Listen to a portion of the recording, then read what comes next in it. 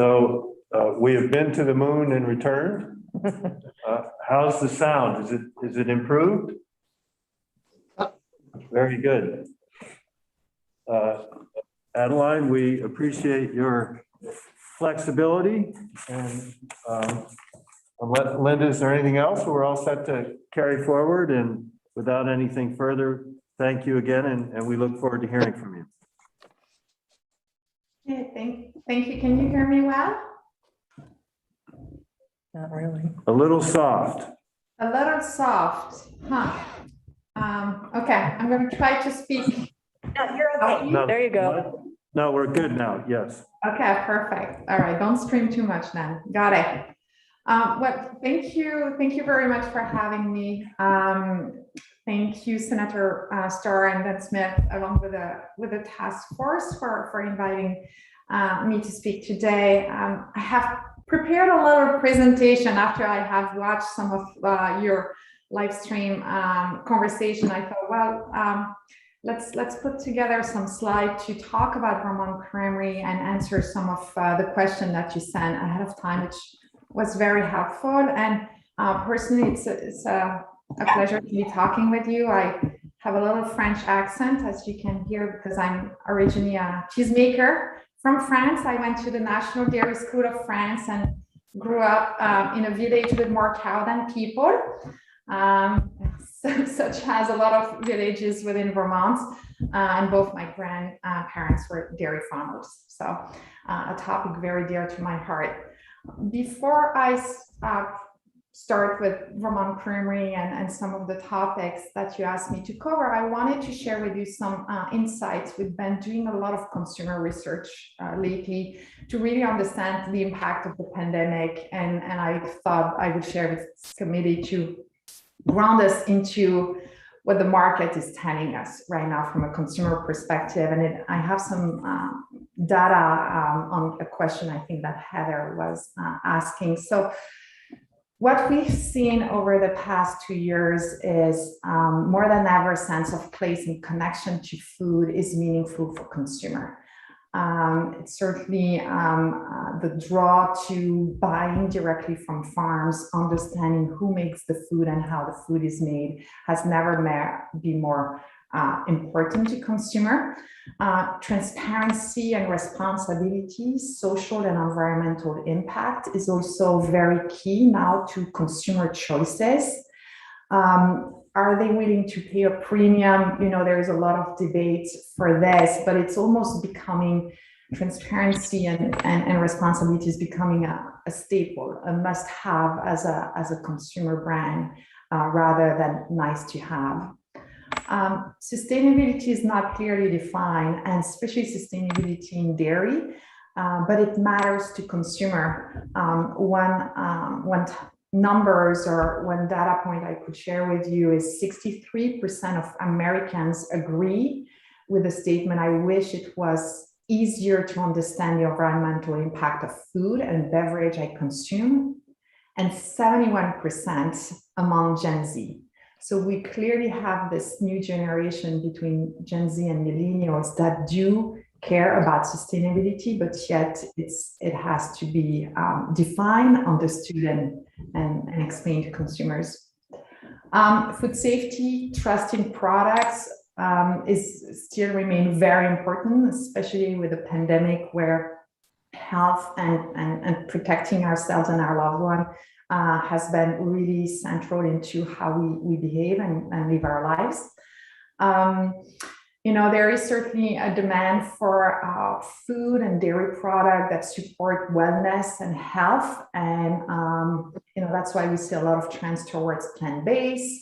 Also, we're seeing Impossible Burgers. So some of that cellular agriculture that is now coming and really disrupting, you know, consumers' views on how food is made.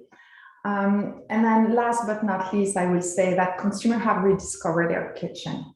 over the past 2 years. They have learned how to cook again. They have learned where their food comes from and buying local, buying from CSA, and really looking for flavors and a product with a story. So I think this is an opportunity for all of us. And last data point I wanted to share with this committee is farming and agriculture are the most trusted industry of our top 25 industry in the US. And this is from the 2020 Gallup report. So I think this is an opportunity for us to capitalize on it, because we certainly have an important role. And again, during the pandemic, consumers have realized that without farming, there is no food. So this are a couple of data points. I'm going to share my screen and talk a little bit about Vermont Creamery and answer some of your questions. Let me know if you can see it. Yes. Yes. There we go. Can you see it full screen? Yes. Perfect. Yes. All right. Technology is working. Fantastic. So Vermont Creamery, most of you know our business, but just a little bit of a grounding. We started in 1984. So this was, before buying local and artisan was really a thing. The story is Alison Hooper, our co-founder, went to France, work on a farm in Brittany, and learned how to make culture butter, fresh goat cheese, and those amazing French dairy products. And so one day, American consumers are going to love and appreciate those products. She moved back to the US. She was originally from New Jersey, and thought, where can I make this product where the land is going to be suited? And so she moved to Vermont, started working on the Hooper farm that had about 60 goats, and met her business partner, Bob Reese, who was the director of marketing for the Agency of Agriculture. And at that time, Bob had a great idea to put together a dinner to celebrate the best chef of the year for the state of Vermont. And all the food had to come from Vermont for that dinner. The chef asked for some goat cheese and lamb. And so Bob was trying to find, where can I buy local goat cheese in Vermont? 1984, you couldn't find any. But he heard of Alison that had some goats, asked her to make some goat cheese. They served the goat cheese at the dinner. And then the chef started asking, where can I buy your product? So this is really how we got started. You can see Bob Alison in the old days in that picture. You can also see the milk house that was retrofit as our creamery in '84. And we processed goat cheese and made buttermilk there for a couple of years until we moved to Websterville, which is south of Barrie, our creamery. And this is where we've been established since then after that. Today, we have 130 employees, and we continue to manufacture everything right here at the creamery. And our B Corp certified, which I'm going to touch a little bit on the next slide about the mission that we have. So that mission was part of how we got established, which is to make delicious food, to support local agriculture. And so 2 years ago, we ramped up on how we focus on our mission around those 4 pillars that you have in front of us. Right, the first one is our hands, the people, making sure we are good citizen, good employer, and really enhance the lives of our employees that work for us. Our roots, obviously, is the community that we work in, and so it's the farming community and making sure we play an important role in central Vermont and in Vermont, but also the artisan cheese community. As one of the pioneers in artisan cheese in the country, we feel we have an obligation to also help smaller cheesemakers to get established. We have fund the Vermont Cheese Council, the Vermont Cheesemakers Festival, so we continue to give back and play a role there. Our supplies is our producers and the farmers that we work with, and I will dive into that a little more afterwards. And then our earth obviously is the responsibility to be a good manufacturer and make sure that we are mindful of our waste, our impact on climate. We transitioned last year to be powered 100% with the cow power program with Green Mountain Power. We are now looking at our food waste and how we can turn that into energy. So just making sure we do our part here for surroundings. And we are B Corp certified. So in 2014, we decided it was time for us to take this mission and make sure we assess it against some of the highest standard in the industry.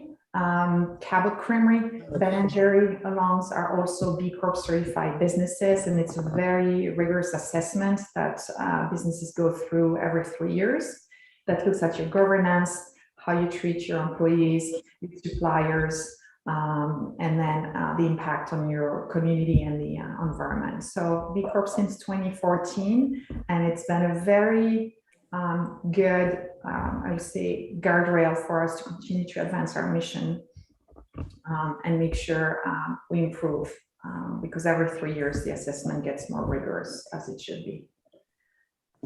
So what do we make? We make a lot of product at Vermont Creamery, and I think that's our strength. It's sometimes our weaknesses because we can't pick which one we should keep doing and the one that we should stop making. But most of our portfolio is in goat cheese and specialty goat cheese.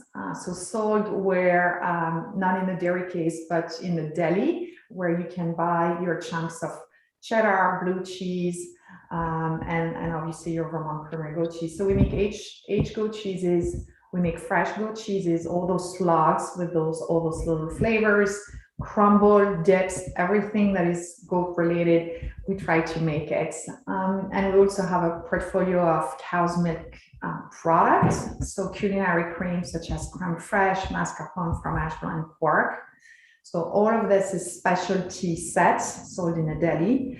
And then recently we included a line of dairy case items, so sold by the milk, the eggs, and the butter, with a Vermont made cultured butter that's launched in 2018.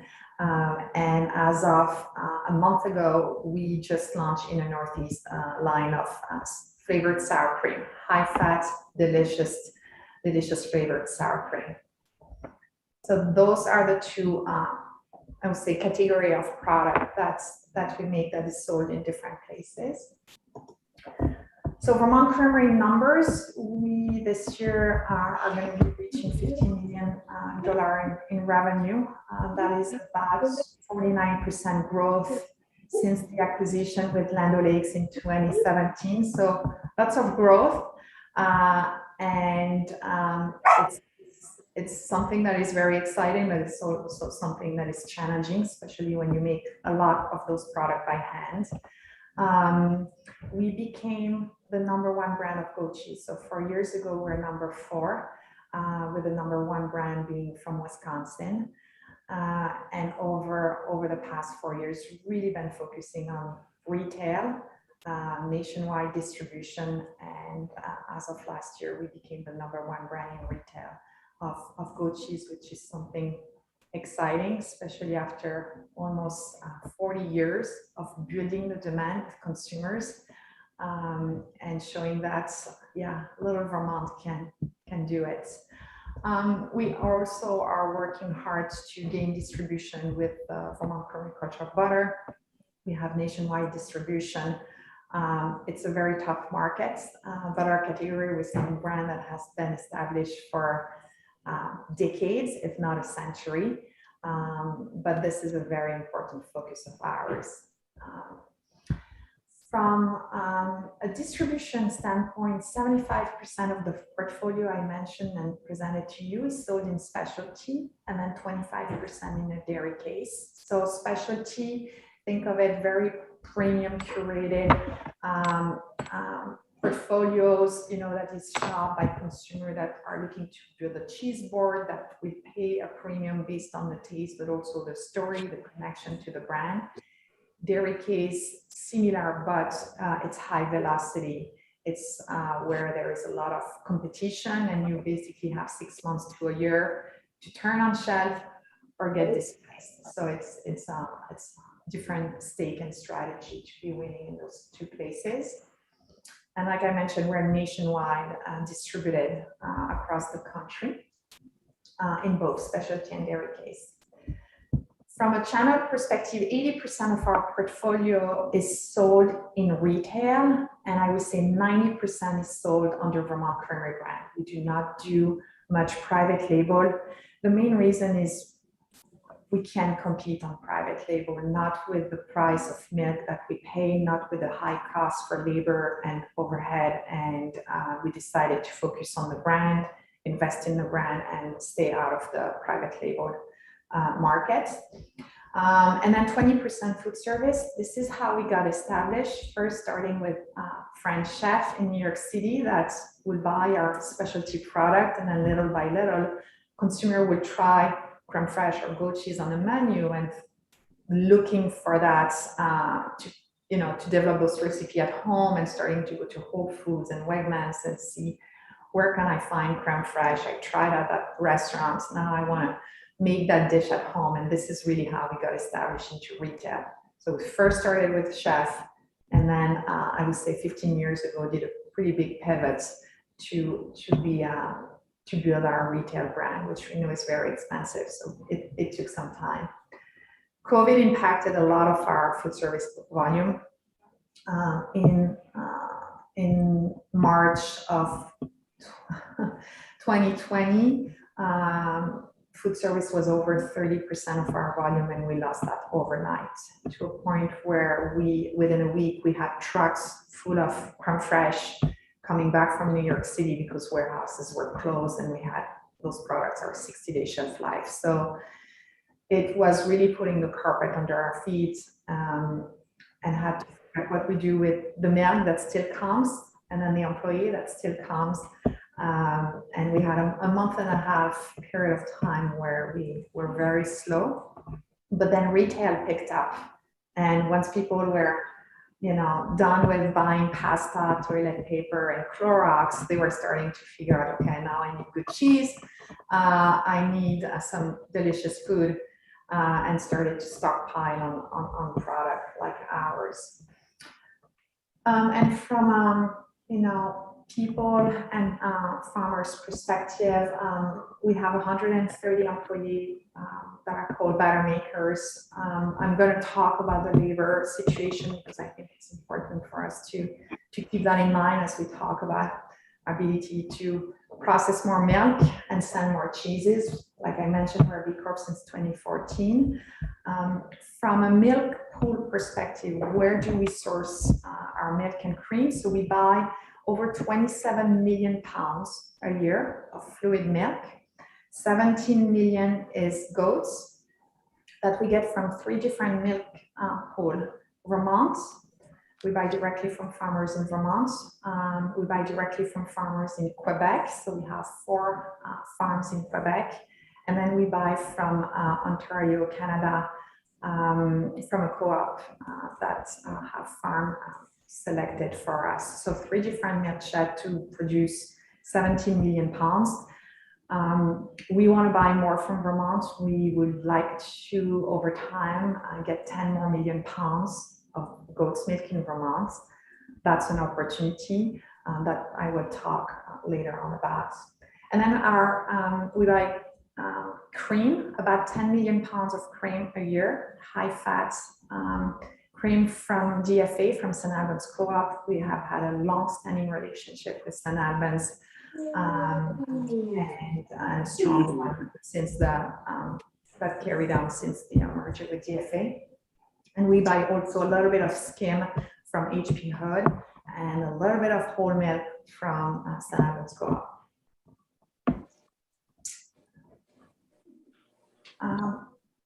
So our facility, we, like I said, we're in Websterville, Vermont. We did some major expansion over the past 3 years. And like I said, we process 27 million pounds a year. All the milk is received raw. And then we have 2 pasteurizer, one for cream, one for goat's milk. As far as the output, the product that we make, 50% of it is goat's milk based, whether it's fresh or aged. And the other 50% is cow's milk based. The culture butter I mentioned, the sour cream, and so those specialty cream. And our total plant capacity is 19 million pounds, which has been increased significantly since we made those infrastructure upgrade over the past 2 years. And this is the brand new silo that we installed in June 2020. So very excited to have this additional processing capacity.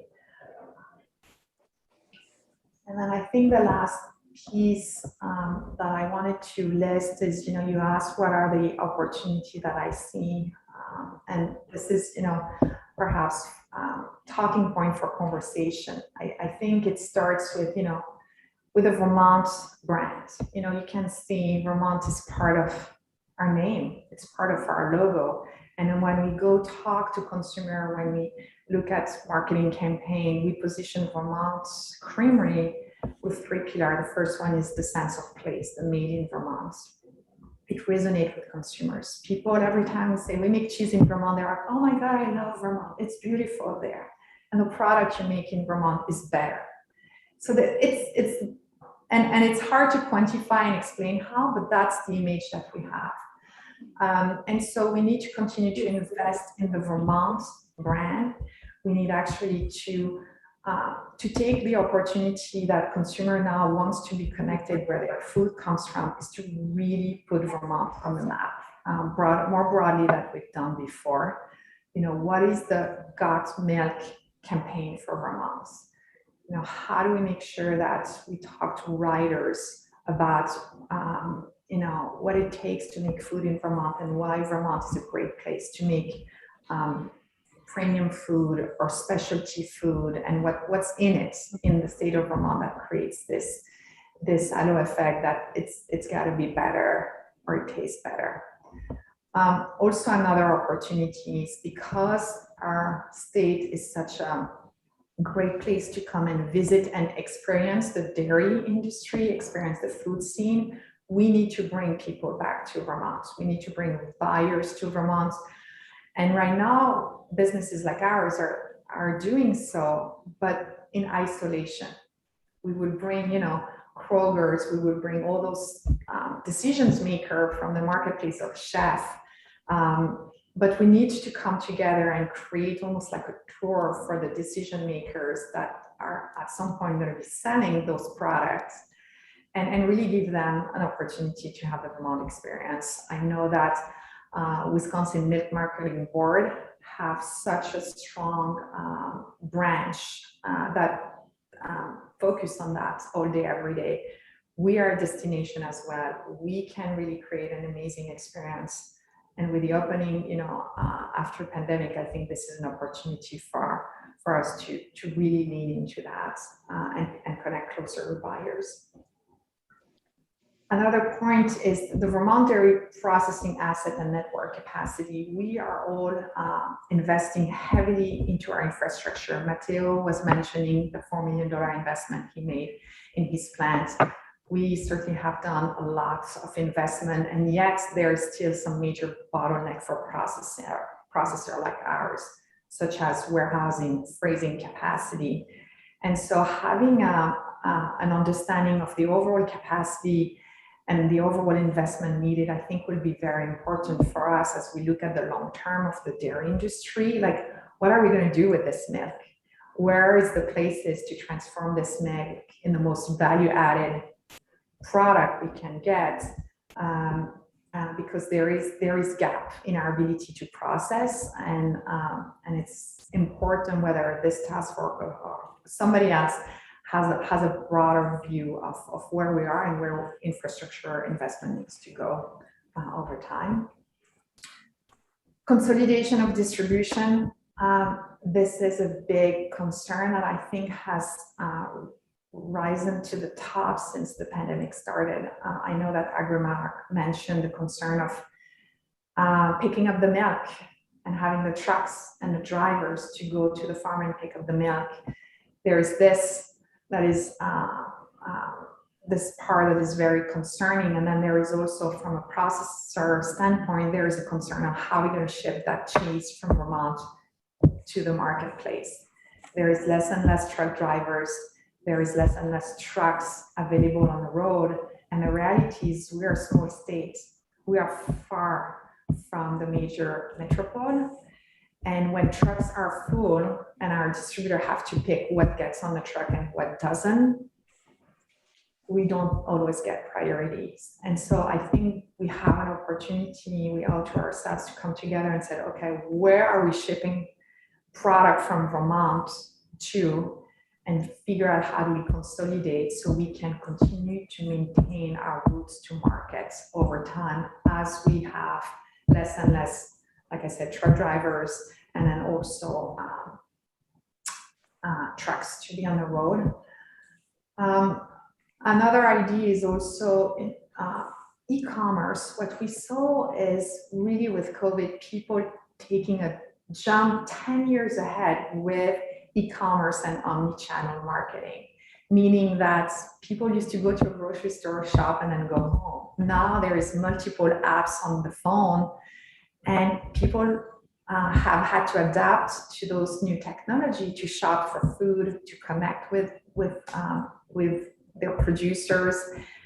And so although past pandemic, people are going to be more and more comfortable to shop back in store, we also know that the adaptation curve has happened, and more consumers are going to continue to shop online.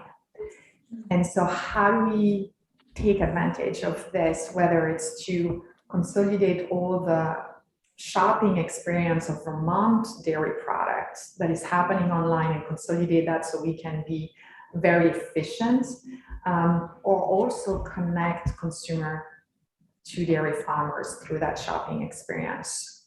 I heard the prior speaker talking about QR code. Absolutely, we are adding QR code to all our packaging to tell the story of the farmers, tell the story of the company, but also quick, easy way on how to buy. If you wanted to buy from a click of a button, whether it's a goat cheese or a chunk of cheddar or a bottle of milk, how do we take advantage of closing that gap between the consumer and the farmers? And I think e-commerce and the digital age really open up opportunities for us. Support dairy diversification. This is another opportunity that we certainly have been working hard at. Like I mentioned, there's not enough goat's milk in Vermont. We pay an average of $50 to $55 per 100 weights for Vermont goat's milk. This is significantly higher than our competitor in the Midwest and on California. And right now we have a shortage of goat's milk, therefore we have to go right across the border to fill that gap. We do want to continue to help dairy farmer to add on goats to their farms, or convert if they decide to leave the cow dairy industry. Let's not lose this farm, and instead of losing the farm, let's add on goats. If possible, we have had a great example recently with the Jonesland farm that transition after many generations of cow dairy farming in Hyde Park. They came to us and said, we need to do something different. We're interested in goats, help us do that transition. And they are on their path now, a year later, to become the largest goat dairy farm in Vermont. One other topic, I heard a lot of conversation around regenerative agriculture and sustainability. Right now, I would say dairy doesn't have the greatest reputation from climate crisis. And I think we need to change that narrative. I think farmers can be part of the solution. we are talking about, how do we use land and soil practices to help, sequester carbon. Recently, I visited the farm that partnered with renewable Vanguard Renewable Energy that installed digester. I just see that we're going to need to really change the narrative. And Vermont, again, is so well positioned to be on the leading edge for how farmers can be part of the solution for climate. And so looking forward to talk more about that. And the last piece is none of this is possible if we don't have people in our plants.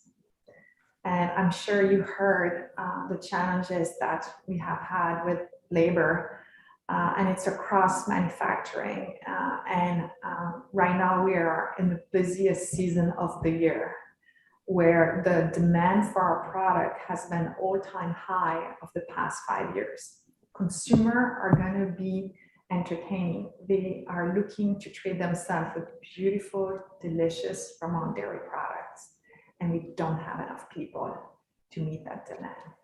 So it's no longer an access to milk. It's no longer an access to market. It's literally, there is not enough people to put cheese in a box and pasteurize the milk. And I think we have to address this, because it's not a, it was a challenge before COVID. It got accelerated because of the COVID situation. And now I've been in this business for 19 years. I've never seen anything like that. And I'm concerned about the future. I'm concerned that more and more workers are going to leave the manufacturing industry, and especially the dairy industry. It is long hours. It doesn't have the flexibility that the new generation is asking for, and it's hard work. And so how are we going to staff our dairy plants is a big question mark. And so I look forward to talking to you about all of this. I think that was my last slide, so I'm going to stop sharing. I hope I answer most of your questions and let me know what else I didn't answer.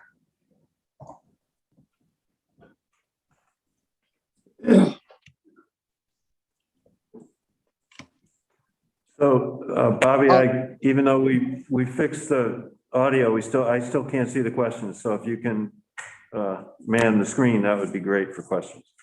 And we're getting a little short on time. We need to get Rick in pretty soon. So yeah, we have 5 or 10 minutes, right? you're good with that, Rick?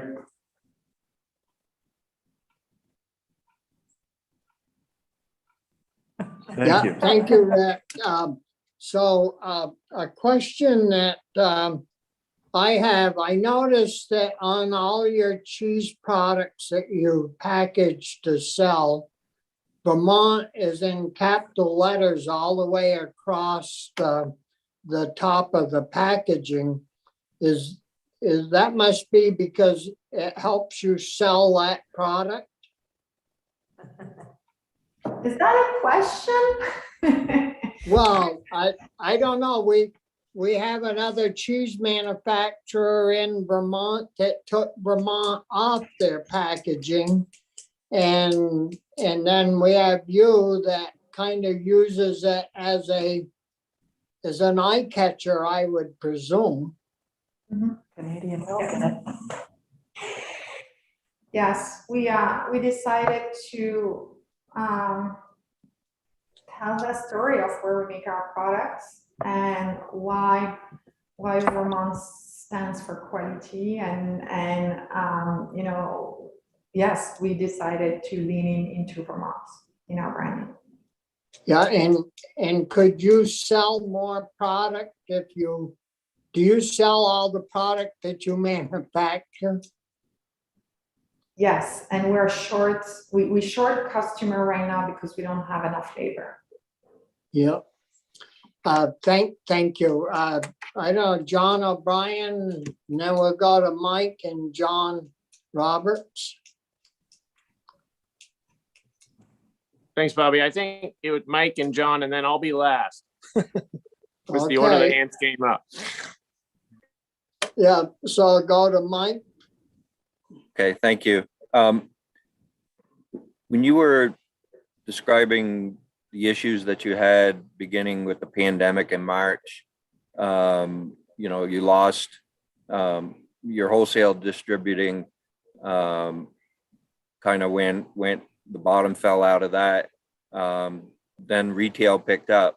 But where are you now? Where are your sales?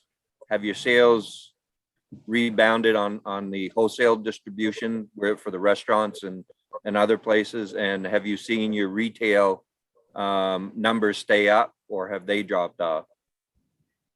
Yeah, so we are, as of last month, back to 2019 post-pandemic volume in food service. So, our volume is with fine dining. So, this will be, we knew this was the last group within food service to come back. And we're back. People are like, they're ready to go out and treat themselves with really nice restaurant meals. So we're back to pre-pandemic volume. And on retail, we are trending with double-digit growth, and it's been that growth for the past 2 years. Yeah, so we're doing well, and we can't meet the demand. Well, I'm glad to hear that the fine dining has come back. I'm a little surprised that you're back to 2019 levels. Because of the issues with the workforce and the lack of employees. So that's a good thing, but I just worry that there's really no one fix to the employment issues. And we're going to deal with that in January, trying to figure it out. But there's so many different reasons why people aren't coming back to either the restaurant business or the manufacturing business. So we're trying to understand that, and even the U.S. Department of Labor doesn't understand it. So I think we're in for a ride that we probably don't want to take. But hopefully down the road things will start to flatten out and we can get people back to work again. Yep, John Robert, thank you, Mike. Thank you. Adeline, really interesting testimony. I've got one quick question. Well, I've got a couple of questions, but one quick question is, since this debacle with Horizon, have you had any inquiries from some of those farmers about switching to goat milk? Not direct, no. Okay. Have not. Yeah, I was just curious. Yeah. You mentioned the interest in food and cooking and taste has gone up in pandemic, and I absolutely agree with that. I'm just wonder, do you have any sort of thinking about how sustainable that is, and is it more confined to a group of our population who have the financial wherewithal to afford that benefit? I mean, generally speaking, the more well off you are, often the healthier you are because you can buy better quality food. So I was just curious if you had any thoughts on that. I think you're absolutely right to point this out, that it's people who can afford nutrition and delicious food is indulging even more. That being said, if you look across dairy category, but if we stick to food category, premium food has increased as a percentage of share faster than commodity and private label. So people are trading up. And it's across the board, even with household income at 60 or less. So instead of buying stuff, instead of, traveling, people are deciding to spend more in food and good food. And it's across the board. Premium pasta sauce is growing faster than private label and commodity. So I think, certainly the pandemic has accelerated that, but think of all those consumers got to taste better food. And so we need to retain that. And lastly, just, I'd just like to point out that one reason Cabot had to remove the name from Vermont was because of the commingling of milk, and they couldn't separate the Vermont milk from the other members of their cooperative. So Canadian. that was a problem for them, but it's still a high quality product. Mm-hmm. Is that it, John? Yeah, thank you, and John. John O'Brien's up next. Thanks, Bobby. Thanks, Adeline. Just two different questions. One, about if you want to transition from procuring milk from Quebec and Ontario to Vermont, how many farms are we looking at, to fill that hole on the size of Ayersbrook or Jonesland? Yeah, good question. We need at least 10 farms, 500 goats each, to transition over 5 years. And in order to have those farms, we need to secure the herd and the genetic. We need to secure the capital infrastructure to build a milk parlor. But most of those farms already have the infrastructure. They have a barn. They have the equipment to work the land. And so it's not that much to convert, but it's finding the animal and then also providing the cash flow to pay for, to support that transition. It's like similar to when farmers had to transition to organic. We need to help them to get to that. Do you find there's resistance to this, or at a farmer, a cow dairy farmer level, or at the agency, or why isn't this happening? Because it seems to me if you're in business to make money and you like farming, and goat dairies provides potentially a way to make a profit, why isn't this happening? I think goat for many years has been overlooked by the dairy farming community as a real enterprise.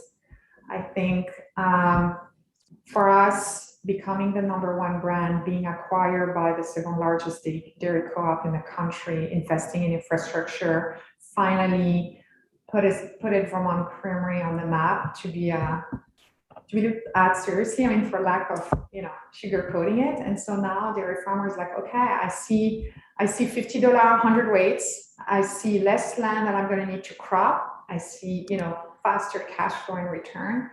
But we needed to have some farmers that make the jump with us and demonstrate that in order for others to come and then look into it. And we need to help and those transition. We need to figure out the whole infrastructure from an expertise standpoint, vet, business planner, nutritionist, to really come and surround. We're a cheesemaker, We're going to create a demand and a market for the milk, but we need help to really create the infrastructure. And so that's why we have GOAT is on the USDA grant that the state of Vermont has passed on through the Northeast Innovation Center to create that support and infrastructure from an expertise standpoint. But then we now need to work after that to create a support from an investment standpoint to have those dairy farmers transition or add on. Are there clusters of goat farms in places like Ontario or Quebec or France?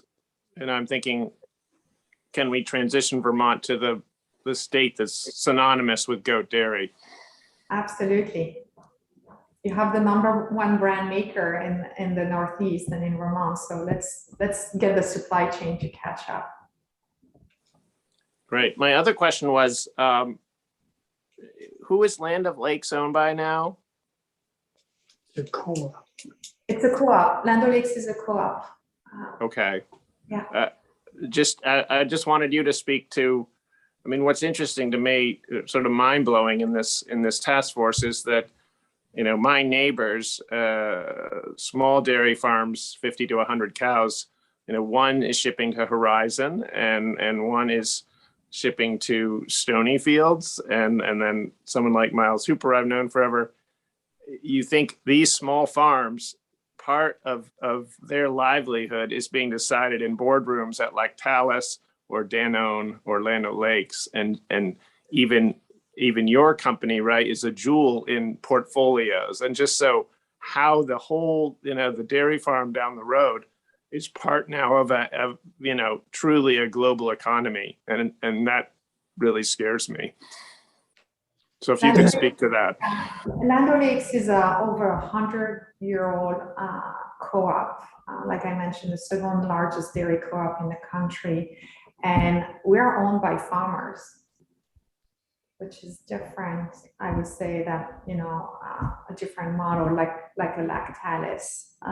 So it was very intentional when Land O'Lakes came and acquired this teeny tiny jewel, like you said, in Vermont, to invest in a new demographic of consumer, millennials, to invest in the premium segments that is very value added.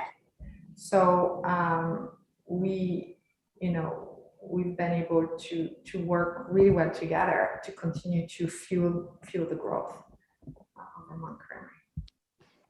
Anything else, John? No, that's it. Thank you.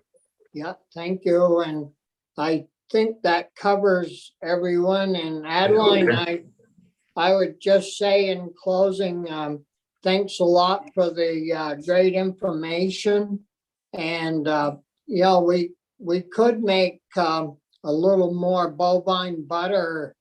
It may be in Vermont if you know, with that Vermont label across the top, if Land O'Lakes maybe took some of their name out of the label and we could put Land of Vermont on there. There would we could get rid of a little more cream. Thanks a lot. Vermont Creamery, but if you haven't tried this butter, it's kosher butter. It's 82% fat, and it's it's delicious. So make sure you buy it for the Thanksgiving season. Yeah. All right. Thank you for having me.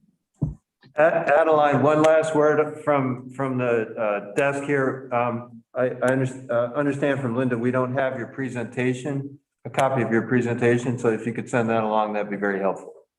Absolutely. We do. Thank you. Thank you. Have a great day. Thank you very much. Bye. So Rick, we're kind of back where we started time-wise. I really appreciate your flexibility, and we look forward to your testimony. You have the floor. Well, great. Thank you. Good morning, everybody. It's an honor to be asked to speak with you. I do have a deck, and we will send the slides along at the end of my presentation. I don't know who was just speaking. Was that Dan or was that? Yes. Yeah, Okay. I'm here. What are the in room 10 in the State House? what's the time frame here now? When do you want me done? I think if you're good with a half an hour, and so maybe 35 minutes, including questions, that would be good. Is that workable for you? Yeah, why don't I make it my mission to get done in 25 minutes or less, and that will allow whatever time you want for questions. Is that reasonable? Yes, very good. Thank you, Rick. Okay. So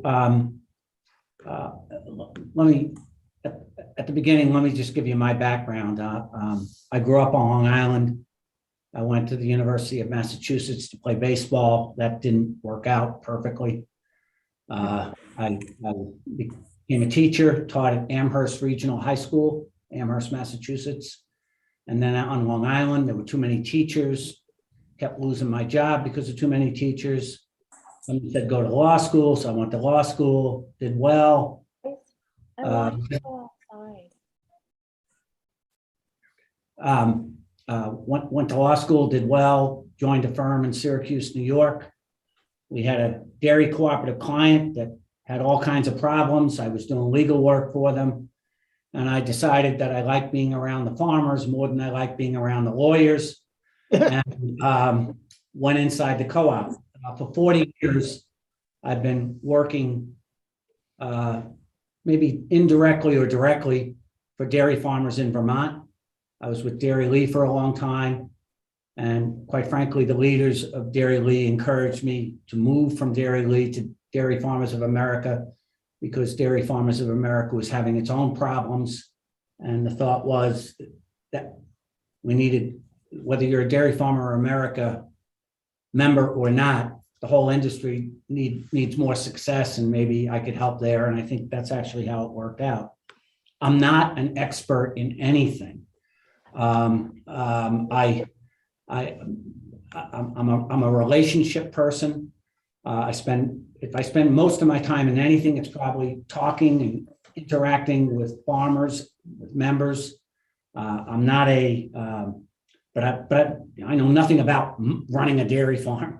I don't know how to run plants. I'm not a marketing expert, but I am strong in relationships, and I think my credibility actually is quite high. I travel all the time.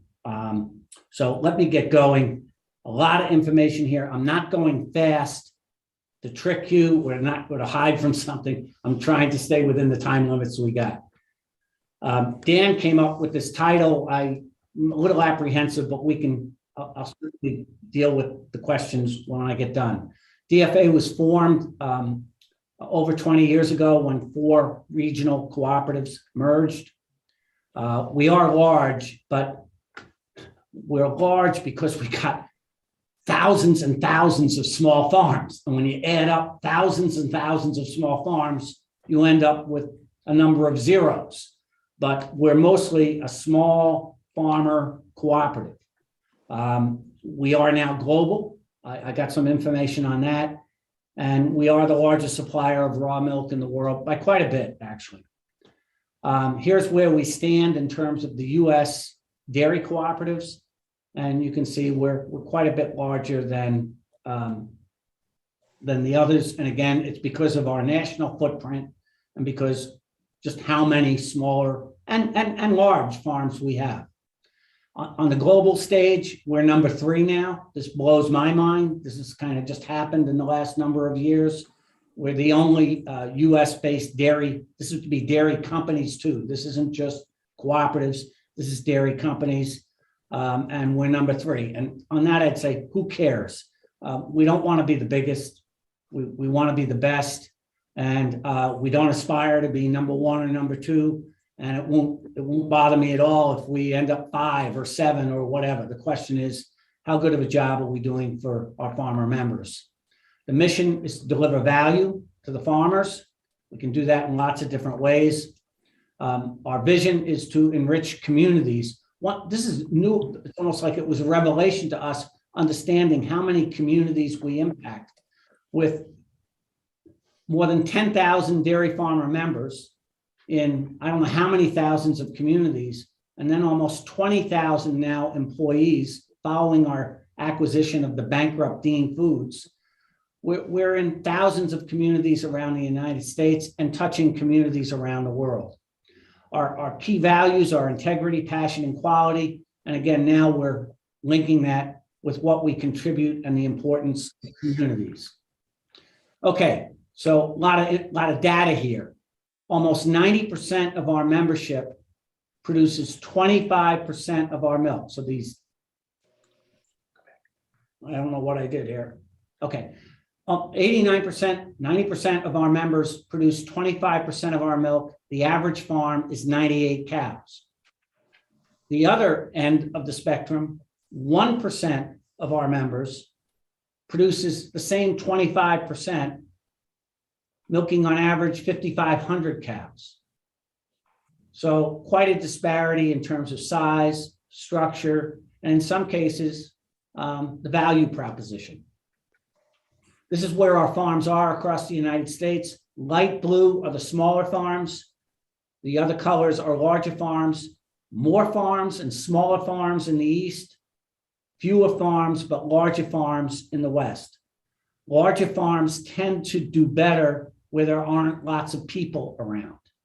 Everyone likes to look at the red barn, but not everyone likes to maybe smell the manure or whatever. So we tend to see larger farms have a better business climate when they're not surrounded by lots of other people outside the farming community.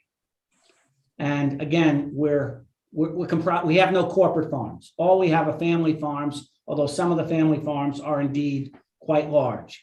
We're organized in 7 regions, areas, councils. So our Vermont members are managed out of Syracuse, New York. Our headquarters is in Kansas City, but probably most people in the Northeast aren't sure where Kansas City is. So it's better to be closer to them with the Syracuse office. And we do the same thing in our other 7 regions. We have a grassroots governance structure. Over 10% of our members have some formal role in the organization, whether they're delegates, resolutions committee members, they're in regional governance, or on the corporate board. Our business. This shows our businesses. On the left-hand side, the far left is farm services. We actually have a captive insurance company that's based in Vermont. We're a big provider of Blue Cross Blue Shield in Vermont. We provide farm supplies, and we provide, I think, state-of-the-art risk management services. We also sell a lot of raw milk to companies like Hood, Shabani, Kraft, among others. The other boxes here on the right are our commercial businesses, and I'm going to speak about them momentarily. The most important thing we do is get the milk picked up. We got 3,000 truckloads of milk a day, 400 customer locations each day. Our commercial investments, the left-hand side, this is ingredients. Again, I'm going to get to it in a second, but think of powders, bulk butter, bulk cheese, flavors, taste, those kinds of things. Dairy brands would be fluid milk and ice cream, butter and cheese with mostly regional brands.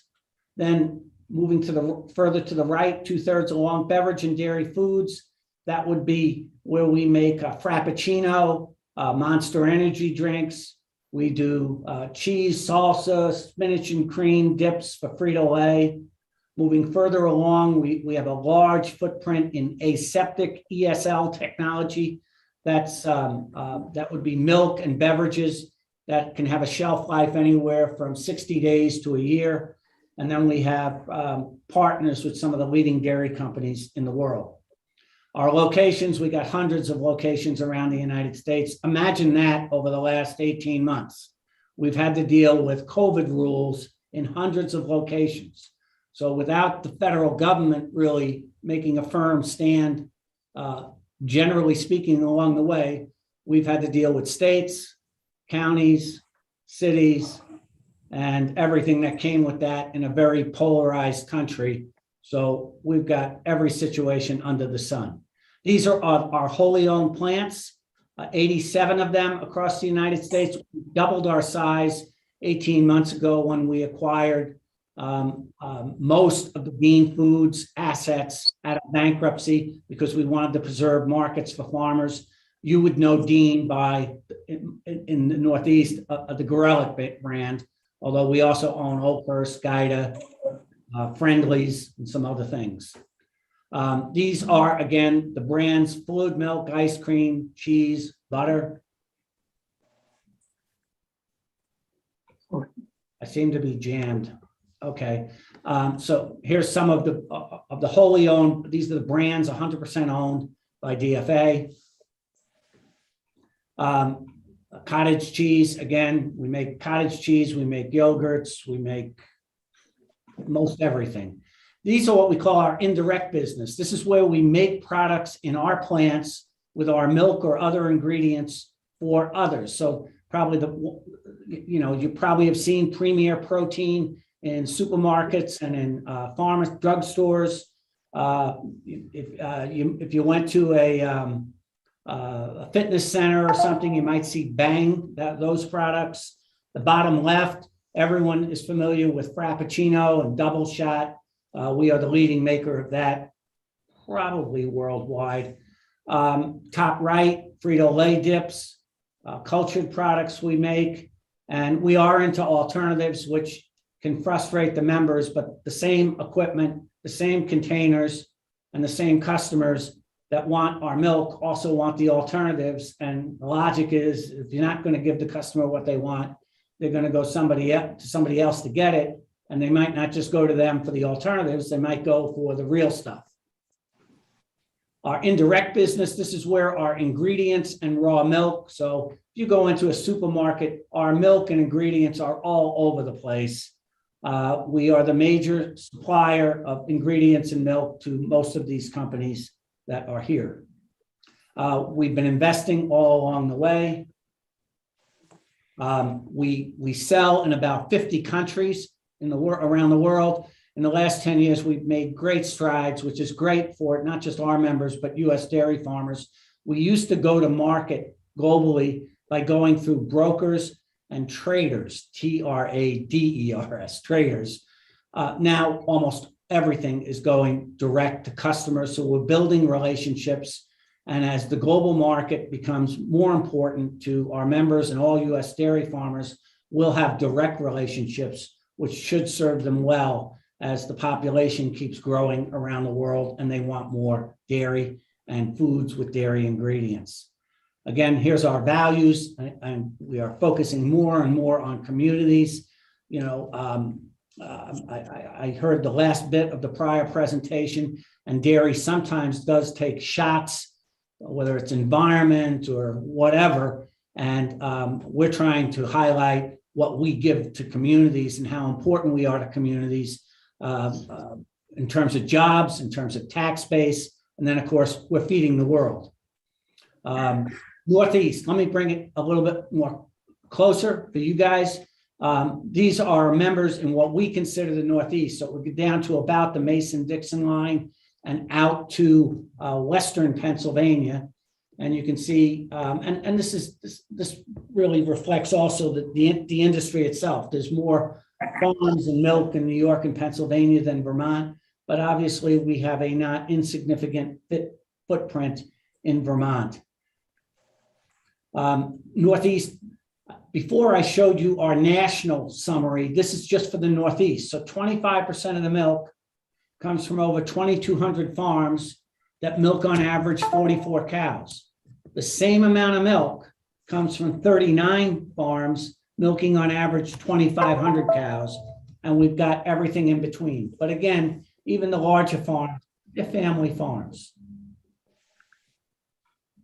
Okay, our Northeast members, that larger group of farms, 25% of our milk, 39 farms, this is where they are. The next group, 81 farms milking on average 1,200 cows, this is where they are. Third quartile, 264 farms milking on average 370. And then the final group, 2,250, about milking on average 44 cows. I would tell you, in terms of DFA as a whole, we have about 1,500 members that milk under 25 cows. Even when I go around the country speaking to folks not as versed in dairy as you folks are, they recognize that under 25 cows is a small farm, and we've got 1,500 of them. In the Northeast, now this is the map of what we would consider our Northeast, we have about a third of the milk. In Vermont, bringing it even closer to home, 25% of the milk comes from 215 farms milking on average 50 cows. So actually you can see that quartile. Vermont tends to be a little bit larger than the average across the Northeast. Go to the other extreme, we have 2 farms milking, let's call it 3,000 cows that produce almost the same amount of milk as the 215. And here's where the members are in Vermont. Our market share of raw milk is just under 60% in Vermont. These are our Northeast customers. A good number of them are also either Vermont recipients of Vermont milk. Here's our customers in New England. One thing I would remind you, I know you know this, but I mean, the facilities that are outside of Vermont still are very important to Vermont dairy farmers, because if there's too much milk around and it's not finding a home, you end up with price destruction. The price just goes down. So to make sure we got markets for all the milk, help preserves and at times enhances the milk check for everybody. Our New England raw milk customers, we do have some business north of the border. We continue to make progress with what we call our St. Albans project. The original merger goals, the merger occurred in, I think, effective August of 2019. So it's just over 2 years ago, but we wanted to preserve the members' equity in St. Albans, reinvest in assets, and protect markets going forward. And I think we're well on our way to achieving all of that. At the plant, we've just in just over 2 years, we've invested over $20 million, and there is more to come. Went too fast. The fleet, we've invested almost 20 million in the fleet. I know you heard from Barney, my colleague who runs our trucking operation, almost 20 million there. In total, in just over 2 years, we've invested $42 million in basically what I call the former St. Albans operations, and there is more to come. And throughout New England, just over the last 2+ years, we've invested over $57 million. And that includes supporting the store. These are customers served out of the St. Albans operation. I'm moving as fast as I can, guys. I'll even get done a minute or two early, I think. We're always looking for new market opportunities, acquire, reinvest, partner, innovate. I will tell you, though, it's a tough business. And so we are, even for all the things we get told, think about having to buy Dean Foods, which was not part of our strategy 3 years ago. We get pulled into situations really coming at it in the beginning with an adversity to risk, but with a lot of discipline. Sometimes you swing and miss, but we're doing okay. And with that, I'll stop. Wow. Rick, can you just go back to the slide on the customers from the St. Albans plant, which you ran right across? Yeah. If you asked me what we sell to each of these folks, I'd have to make up the answer. You know, I think when you think of St. Albans, and this says from the plant, but I bet it's both the plant and the core St. Albans operation. But mostly to these types of customers, it would be ingredients. So it would be whole milk powder, skim milk powder, non-fat dry milk. It could be condensed, it could be cream, and then it's further processed into, generally speaking, consumer type products. Very good, Rick, and we appreciate all of the information and that the slides will be available so that we can spend more time with all the information that's available. Thank you. They will, but the two things on that, let me just say, if when you have possession of the slides and if I need to come back, I'd be willing to do that. Although it might be, if I know a specific area of interest, it might be best for your purposes, so I don't frustrate you, if I brought someone who knows a little bit more than me about a subject, and knowing a little bit more than me about a specific subject is not a high bar, so. Well, we got a terrific survey of the landscape, so that's been super helpful as far as what DFA is looking for in the future. As far as questions go, we are still having technical difficulties in the room, so Bobby is manning the question process virtually. Senator Starr. Yeah, I don't see any hands up. Rick, I want to thank you for your presentation. It was very good. You gave us a lot of information in a very few minutes. And that's, of course, very helpful. One question, what drove us to this point in having this task force was the fact that we've lost quite a few of our dairy farms here in Vermont in the past year and a half, and our people are very upset and concerned about that, and we're trying to figure out why they're leaving.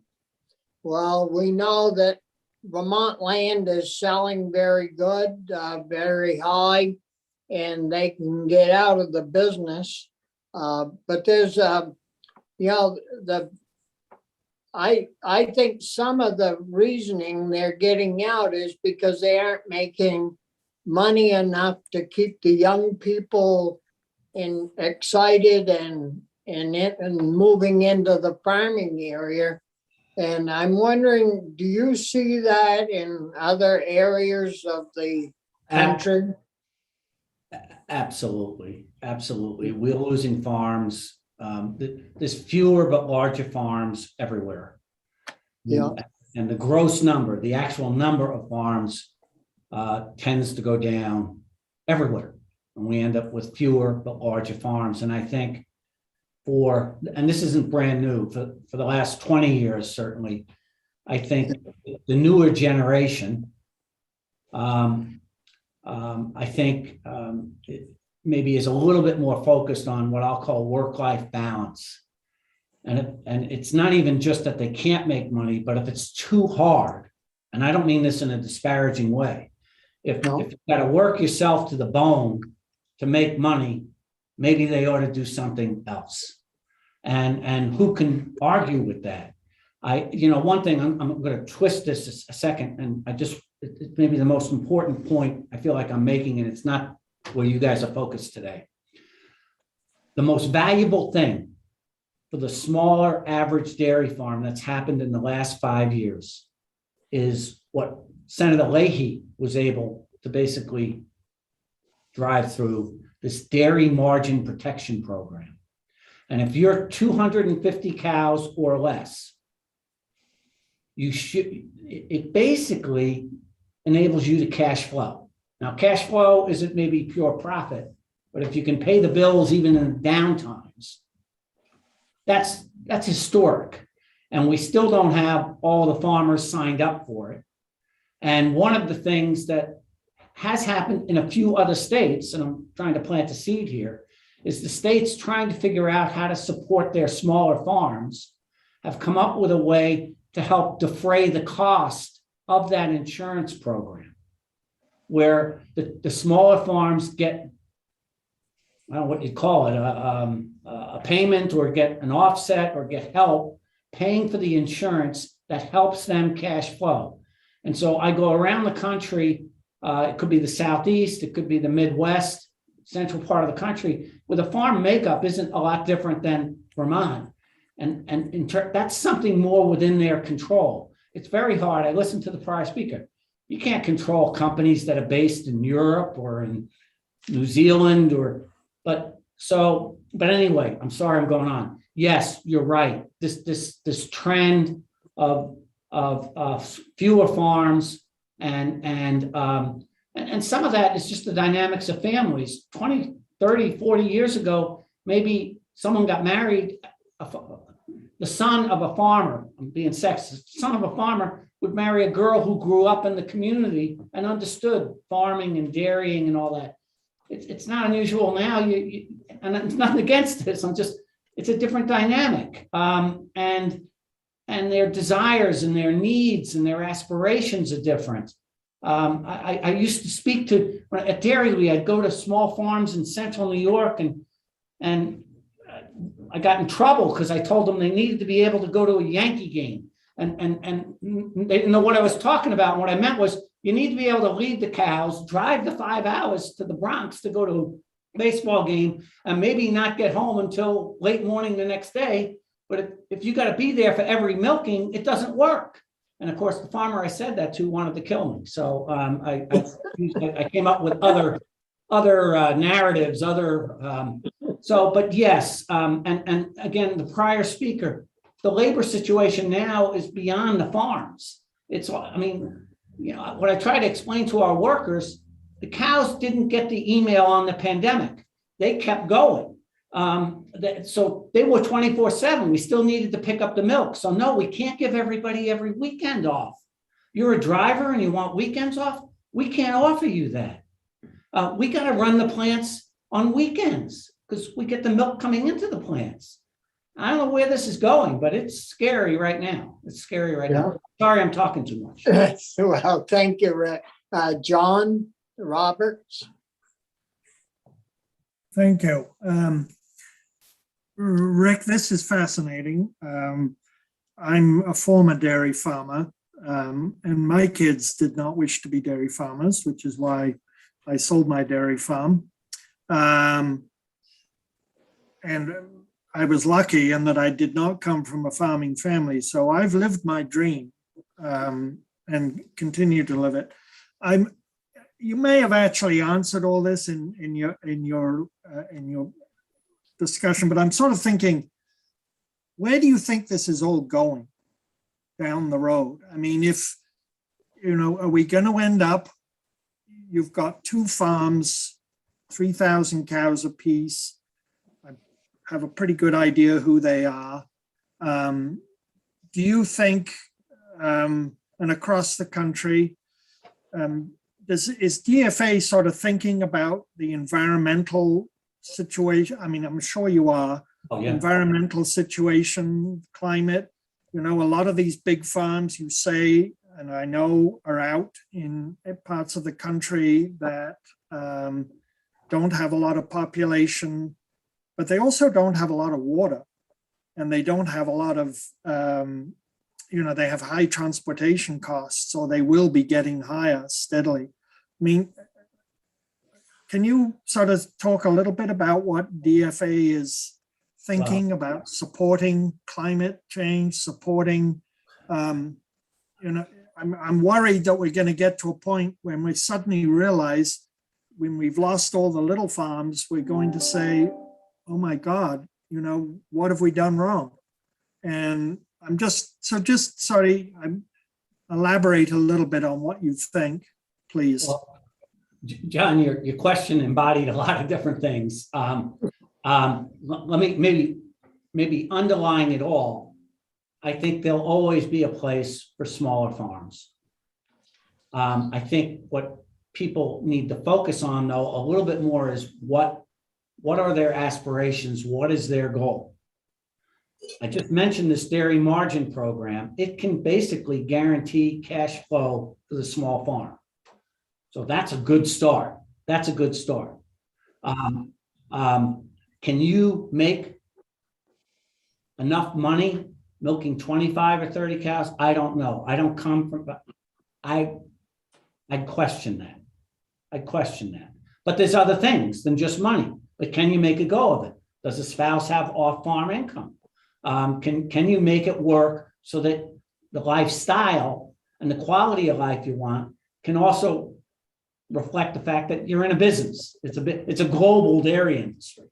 So, in terms of the environmental thing, I have a reason for planting the seed with you guys. We have a member in north of Worcester, Mass, milks about 250 cows, has an anaerobic digester on his farm. Now, it used to be, you'd say you need 2,000 or 3,000 cows to make an anaerobic digester work. But he's making it work with the 250 cows and food waste. And he gets food waste from our Friendly's ice cream plant, from Hood's Agawam, Massachusetts plant, from one of the Gorelick plants, and from Gillette Stadium after a Sunday home game. And so there's different ways to skin the cat, but it's going to take creativity, entrepreneurship, innovation, and the innovation's not always just making a new product. It's innovate. You can innovate how you do business. So, but I do look. I mentioned it before. We have over 1,500 farms milking less than 25 cows. But what they're looking for, I gotta believe, is different than the guy milking 3,000 cows. And the pathway to a quality life and having control is going to be different on each operation. And again, the prior speaker, no one knows about labor issues more than dairy farmers. So we're going to have to figure that one out too. I'm worried I'm talking too much. Yeah. Thank you, Rick. John O'Brien. There we go. Thanks, Bobby. Thanks for coming in, Rick. I really liked your presentation. I love maps. I noticed that Long Island has too many too many teachers, but not one DFA member. Long Island doesn't have one dairy farmer, and that's been true for 85 years. Yeah. My question is, I posed it to the New England dairy witnesses earlier. Just since you look at the whole U.S., DFA members everywhere, what do you think the Northeast dairy farmers do really well, or what do they do that's better than the dairy farmers in other parts of the country? Just because we're all about figuring out how to preserve New England Northeast dairy farms. Is there anything there? Do you have those sort of discussions like Danone must have, where you're like, let's just cut bait in the Northeast because we can get milk elsewhere? We're not going to cut bait because those people, those families own us. I work for them. But we got to find out how to be successful within that mosaic. One thing that I think dairy farmers in Vermont and in the Northeast maybe understand a little bit better than some other places in the US is the consumer mentality. And by that, I mean, you understand all the people that are part of the community and maybe to some degree adapt a little bit more easily to the demands of that consumer marketplace. We do have to be cognizant that people worry about our carbon footprint. I don't think that's a battle we should be fighting. We ought to be telling our story. I spoke at a Walmart conference probably 6 years ago. I was the only dairy person, the CEO of Pepsi, CEO of Cargill, CEO, and I said, and I gave my age away. I said, you go to a Webster dictionary. So I gave my age away. I said, you go to a Webster dictionary and you look up sustainability, there's a picture of a dairy farmer. Dairy farmers have been doing sustainable things their entire life. So I think to some degree, we do a better job telling the story of the dairy farmer in the Northeast.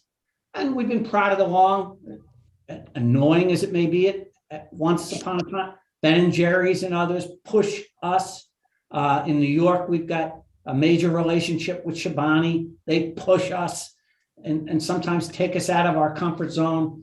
But the Northeast Vermont dairy farmers, they're really resilient. Then if I can get into economics, the consumers are all here. We don't have to ship the product 1,000 or 2,000 miles to get to the market. It's right here. We've got water here.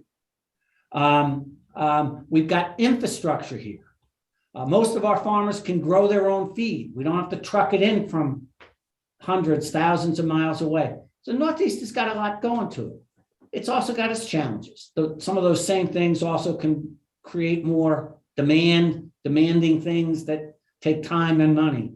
But I think look, the Vermont, New York, Pennsylvania, I don't want to neglect the other states, but the core of the Northeast is Vermont, New York, and Pennsylvania.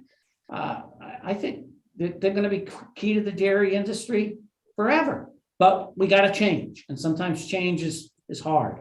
I do want to commend you guys for, you're trying to look ahead and not only preserve what you got, but be prepared for what's next, because more change is going to come.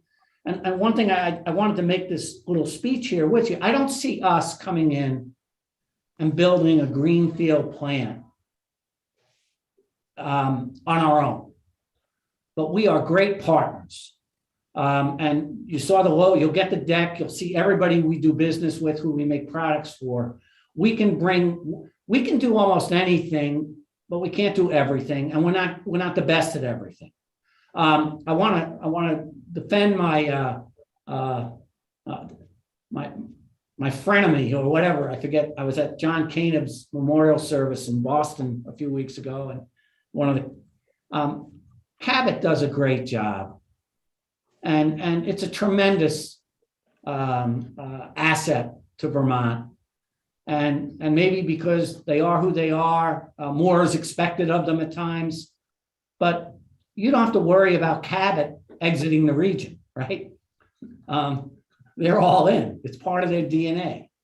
And I would say from our standpoint, the same thing. And we need competition, but we also need everyone to be successful, or we can't do the job for all the farmers.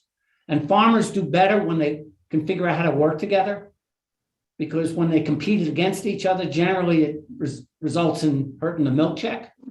But I just wanted to say, I wanted to be clear on that one point. I mean, Cabot is something you guys, and of course, the Agrimark members should be very proud of, very proud of.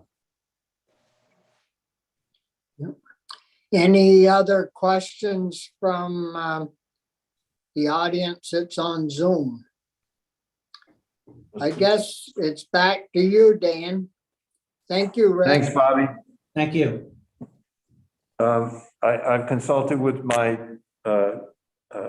neighbors here, and in the interest of time, we're going to move forward. And Rick, we may take you up on your invitation going forward for further inquiry, but we really appreciate all the information that you provided and the big picture perspective that you gave us on DFA's operations and a sense of where things are heading going into the future. So, and thanks also for your flexibility on time. Really appreciate it.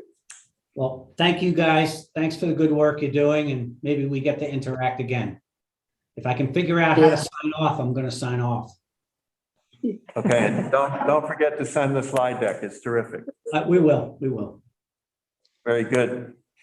I consulted with Michael, and I think we will reserve his information for a next meeting, which is going to back us up a little bit, but to keep us with our additional witnesses, we're going to move to Abby and Billy, if Billy's coming on. So we know that Abby is here. And let's move forward there. And we're only, with all the things that have gone on this morning, we're only 5 minutes behind. So nice to see you again. And we look forward to your additional testimony. Thank you very much. Good morning-ish, everyone. Thank you for inviting me to return to your space. While we wait for Billy to jump on, I have to have a farmer response to Representative O'Brien's question earlier about goats. And my answer tends to be to that question similar to what it is when solar developers ask me what farmers think about grazing sheep. And I say, have you ever tried to raise sheep organically? 1. And 2, you're welcome to come down and help me figure out how to raise goats. But I think the reality that we need to start to understand is that farmers were capitalized into the systems that they're in, and they're going to need to be capitalized out of them. And with the labor issues and all of the other factors that farmers are trying to juggle, trying to shift to a different animal is a really big deal, and requires goats are an entirely different animal than a cow. And so there's a learning curve that I think I think goat dairy is very intriguing, and I'm all for growing that as a component of the industry. But I just think we need to be really clear about what the ask is of a farmer when they have to transition their entire operation. And it is not for the faint of heart, as I understand it, respectfully. So let's see, Ryan is here. I guess I'm just going to jump in because this is how Billy and I work anyway. So Abbey Course, I farm down in Whitingham, Vermont with my parents at the Course Farm Dairy. We ship to Organic Valley. We have a herd of about 54 cows. Let's see, I sit as the co-chair on the Agriculture and Ecosystem Subcommittee to the Vermont Climate Council and as the Farm and Forest Sector Representative to the Vermont Climate Council. The first thing I sort of want to make clear is that in the questions that were provided, it seems like I want to help you understand a little bit better the dynamics that are playing out in terms of what you ask. So the Agriculture and Ecosystem Subcommittee was charged with coming up with a slate of recommendations, pathways, strategies, and actions to uplift to the full council for approval for the slate of pathways that will go into the entirety of the climate action plan. At this moment, I can't tell you what the Climate Council will or will not vote to accept from this. Our pathways and recommendations will be vetted by the council for the first time in their drafted form next week at the Climate Council meeting next week. So what I guess I can say is, and oh, Billy's here. So how do I want to approach this? I will say that our approach from the Ag and Ecosystem Subcommittee, to be frank, we haven't talked about dairy, and that might sound really strange. But our approach in this, my personal approach in this, has been that I think that as we move forward in the face of climate, the individual components of our agricultural economy need to not be siloed out in that way. And we need to start thinking about the types of practices and the types of support that the people who are doing the work are going to need to create a resilient future in the face of a changing climate. And so dairy is a component of that, but a lot of the practices, the agronomic practices particularly, that can be implemented in the dairy realm can also be implemented across a number of different components of the agricultural sector and economy. And so I think the framing that we've chosen to take is to focus on the practices versus the sort of delineated components of the industry or the economy in which they will need to be implemented. Obviously, dairy is an enormous component of our economy, and therefore there will need to be implementation that happens in that regard.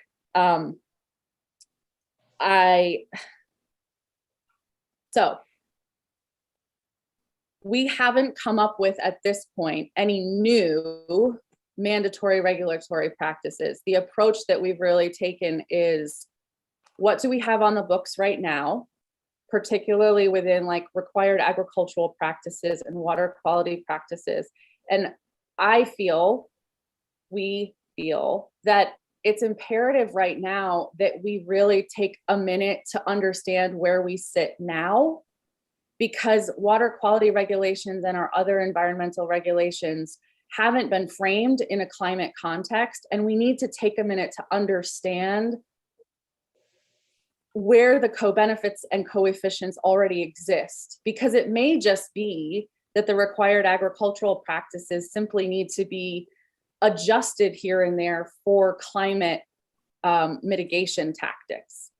But we don't really know that because that work hasn't yet been done. And so that's a big component of this, is taking a minute to see where we actually sit before we go to the farmers and say, here's this whole other rash of things that you need to try to do. When the reality is when you look at the combination of climate mitigation benefits particularly and water quality practices, a lot of them overlap.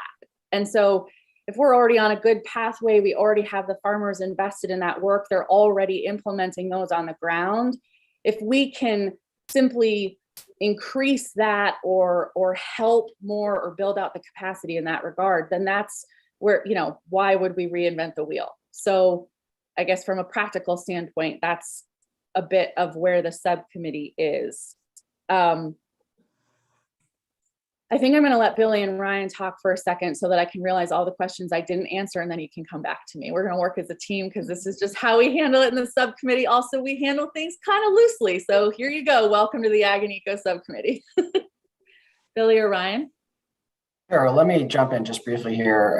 Good morning or good afternoon, everyone. My name is Billy Coster. I am the Director of Planning for the Vermont Agency of Natural Resources, and I am Abby's co-chair on the Climate Council's Agriculture Ecosystem Subcommittee. And, we've been looking broadly at our natural and working landscape. I've really been focusing a lot of my effort on the forested and natural side of our ecosystems and working landscapes.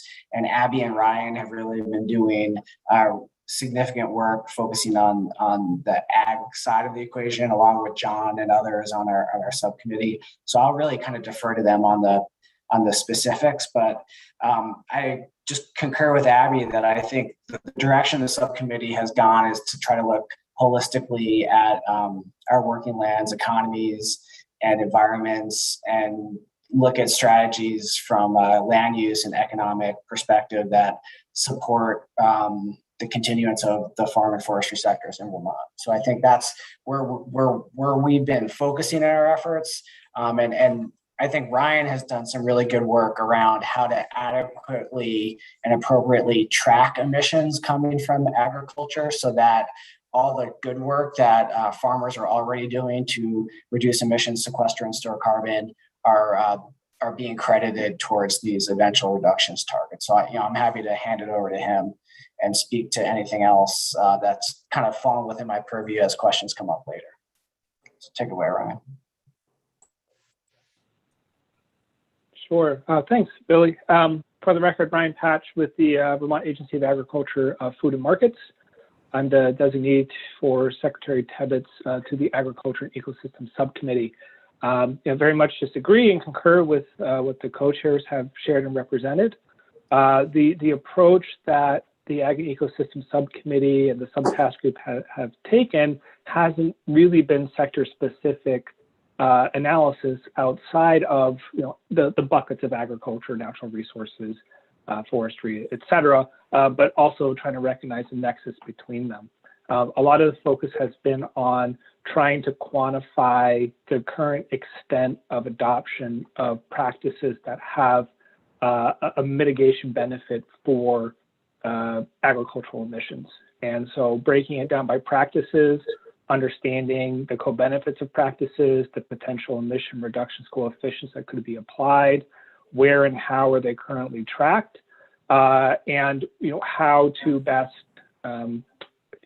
develop methodology and protocol for tracking, accounting, and reporting out those benefits so they can be credited and allocated to the agricultural sector. And that has taken the form of both a deep dive within the subcommittee into the current emissions inventory, work that was done by a technical contractor on a carbon budget or a carbon inventory to better understand the stocks and fluxes of carbon from all land use sectors in Vermont, and proposing to the Climate Council the need for further research in this space and eventual integration within the existing tracking and counting methodology for the agricultural sector. This really is a new space for agriculture as far as reductions and reduction tracking.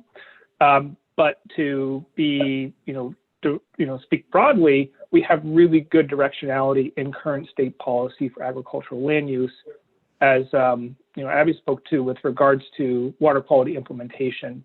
Very many of those practices that are implemented for the water quality program contain co-benefits for a multitude of different factors that support implementation of the Global Warming Solutions Act, none the least of which are mitigation of emissions of greenhouse gases from agricultural operations, and working to build off of that tracking and accounting and reporting framework from water quality side is a recommendation from the subcommittee to embed and build within the Climate Council and the Global Warming Solutions Act process.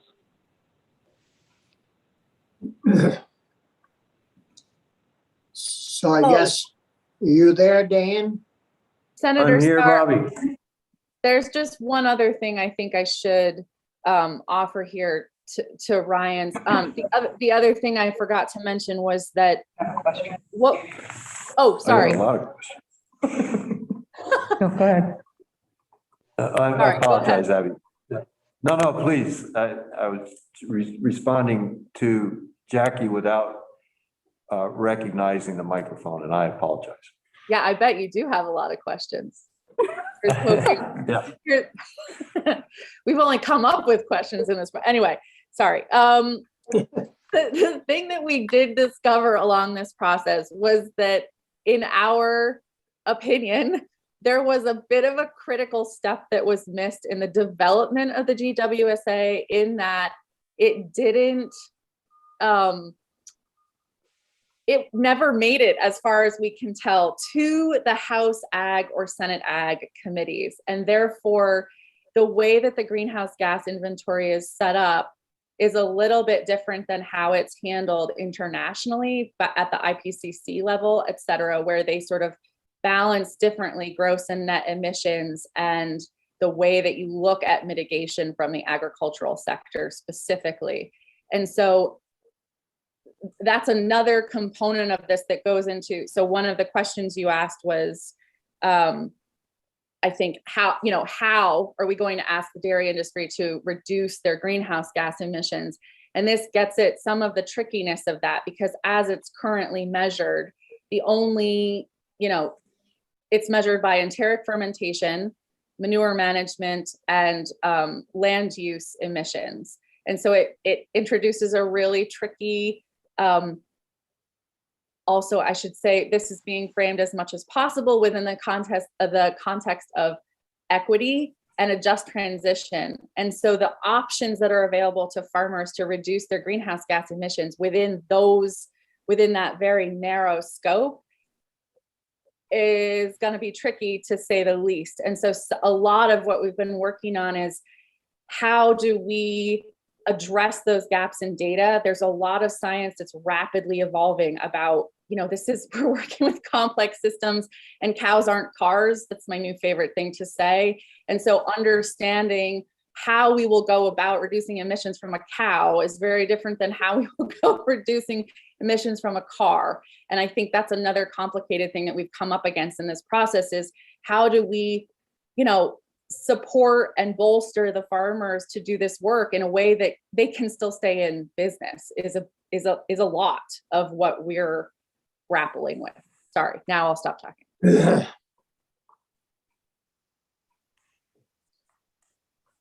You mean? Start with the screen. Are you Senator saying, Starr. yeah, Abby, are you saying that the Natural Resources Committee didn't give you very good direction on measuring how often a cow poops and how often they give off gas? Maybe you should send it back to them and tell them that you were not given good direction, and so you can't do your work. They certainly don't want ag to work on this. I can't. I plead the fifth. I'm sure I suspect there will be all sorts of conversations that we all will be dragged into throughout the next few months to work through the complicated nature of attacking an issue that, humans have been working to create for a long time, and it's going to take an equally long time to get us out of it. It's complicated. I can say that the council did have a carbon budget developed for the state, which is basically an inventory of the loss and sequestration of carbon from different land uses, including forestry, agriculture, and other forms of development. That kind of paints a picture for where we stand today. with our net emissions. And, I know Ryan was again involved in that. And I think it's probably the clearest indication we have so far of the benefits that farms provide as far as sequestering carbon and, how they're emitting emissions. So, I don't know, Ryan, if there's anything you want to add to that, but I know that was one of your questions. I think we've at least begun to quantify the net emissions associated with the ag sector through that inventory. Thanks, Bill. Yeah, it's a great, tease that up very well. I think through the Ag and Ecosystem Subcommittee, the carbon budget providing some really good information and data is that there's significant opportunity in natural and working lands. When I say natural and working lands, I don't just mean agriculture. I mean, forestry and other natural resources, many of which are co-located on a farm parcel or boundary. But looking specifically at agriculture and the opportunity that exists for mitigation, whether it's the reduction of emissions from the soil or the opportunity that the soil has to sequester and store carbon within it, you have to look at the whole picture and you have to work to integrate management to understand how, just like in the water quality conversation that has happened, in a very prominent way recently, management can influence outcomes, whether good or bad. And the carbon budget and the modeling tools that were used within that show that depending on how you manage your cropland, you could have a net emission or a net sequestration. And that's a really important concept to attempt to build a crosswalk with the current greenhouse gas emissions inventory, which looks at only non-carbon dioxide emissions from agriculture and doesn't really consider the soil portion. And so the carbon budget lends some information to that opportunity, because when you look at a farm system attempting to, as Abby said, they're cows, not cars, or I can't remember the phrase, but a cow is part of that land-based system for which there are stocks, emissions, and sequestration that happen from the same parcel of land, and attempting to really better understand what that is and develop reduction coefficients and a better understanding of the potential scale of mitigation in Vermont specifically is one of the next steps that the Ag and Ecosystem Subcommittee looks to recommend to the Climate Council, and for which there has been support for further research into this, because it is an area that needs to be researched for Vermont with the way the current structure of tracking and counting happens.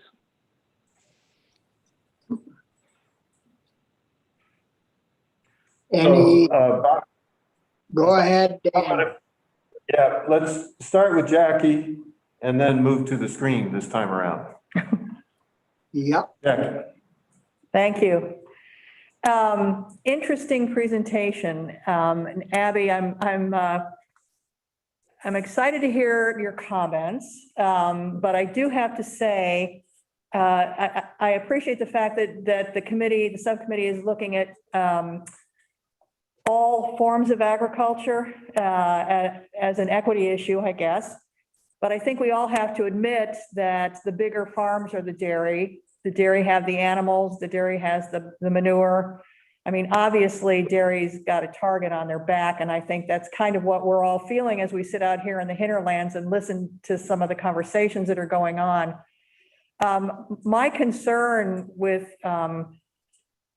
this conversation is the timeline. I mean, we're under the gun to get rid of all this carbon in a certain amount of time. And again, I'm hearing Ryan and Billy say that there are still research that has to be done based on where all this is coming from, how much can be sequestered. I know that the Payment for Ecosystems program has got, I believe, Ryan, you can correct me if I'm wrong, you've just got extended till a year longer to get to some conclusion. So we're kind of, we're watching, the Vermonters are watching this Climate Council work and know and understand that you're under the gun to get things done with a report by December, to come to the legislature next year, to have all of us take care of our carbon in a certain amount of time. And I'm just questioning, given that it's dairy, the research isn't done, we're under the gun.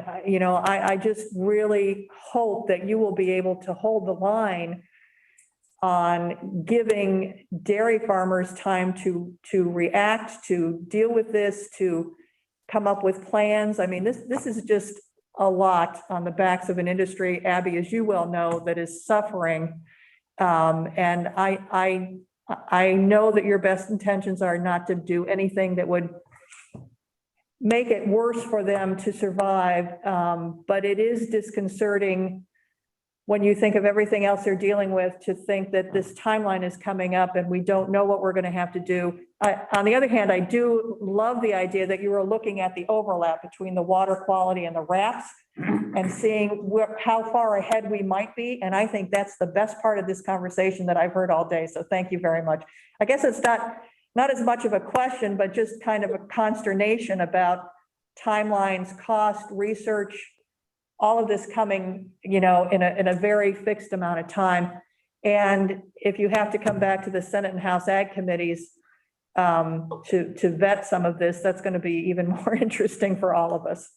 I think, okay, so really appreciate that comment, Jackie. And yes, you're not articulating anything that I don't feel and carry every day of this work, right?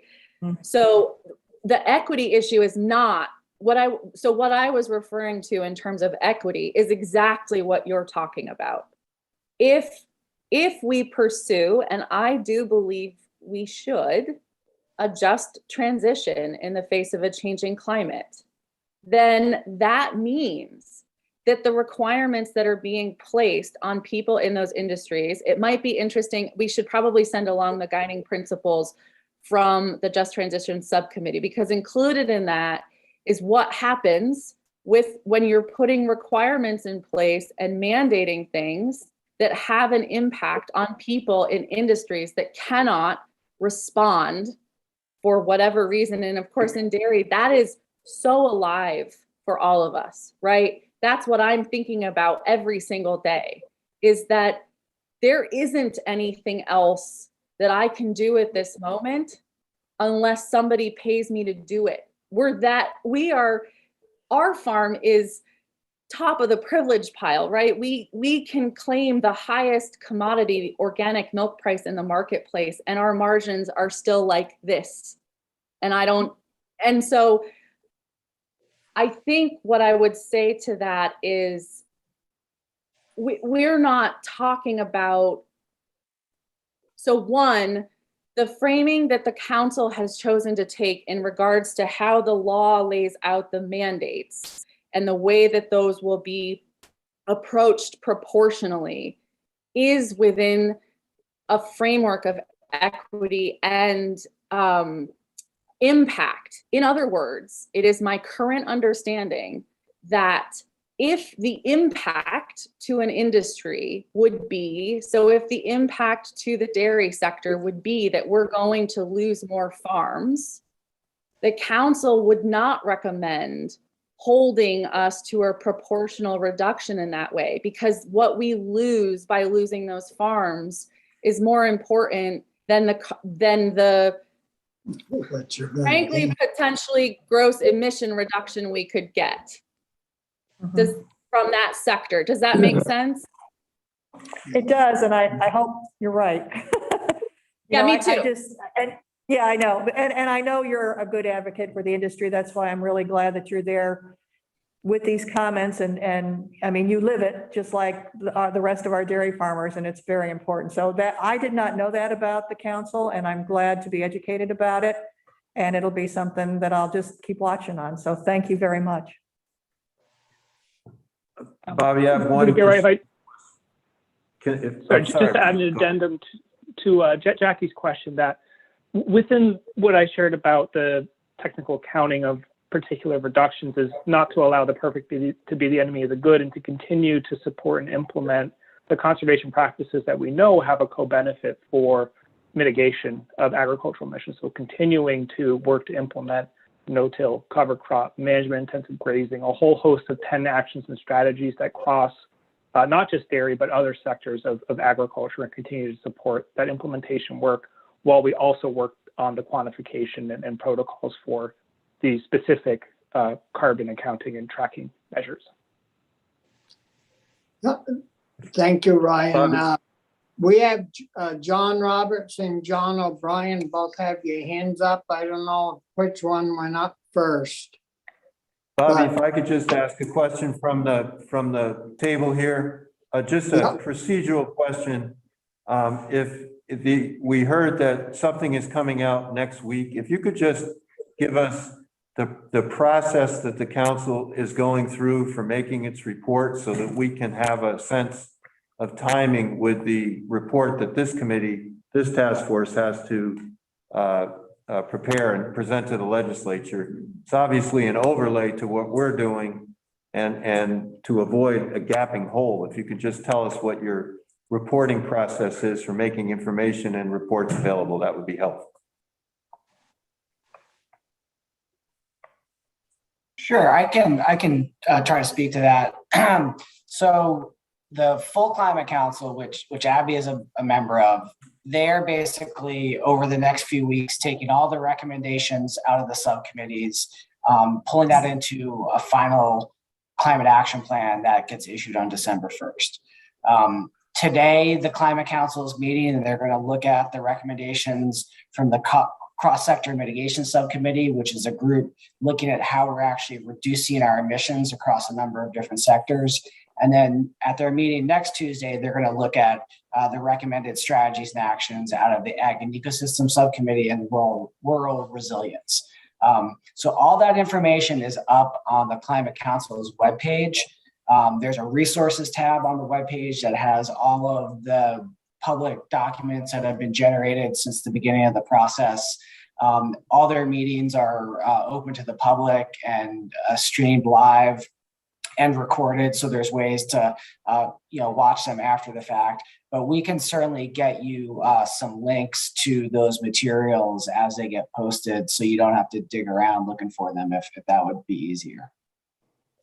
That'd be very helpful. Thank you. Sure. To the screen, Mr. Stark. Yeah, John Roberts, I think you're up. Okay, well, I'm just going to say for the record, I joined these three musketeers on the Ag and Ecosystem Subcommittee. So everything they've said, I'm party to and tainted with. So I do think the timeline question is a huge issue, and don't worry, we've discussed that even to the point where I facetiously suggested that we revolt and don't submit anything to the Climate Council because it's just too short a timeline. But I do understand our obligations, so don't worry.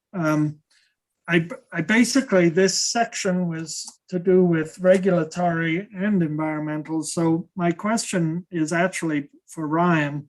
And I'm just thinking how to slightly diplomatically phrase this, but Ryan, is there any indication, in your opinion, and the Agency of Ags, that our water quality regulations are maybe not meeting their statutory goals? And two, is there any indication that we need yet more layers of regulation? Let me put it bluntly.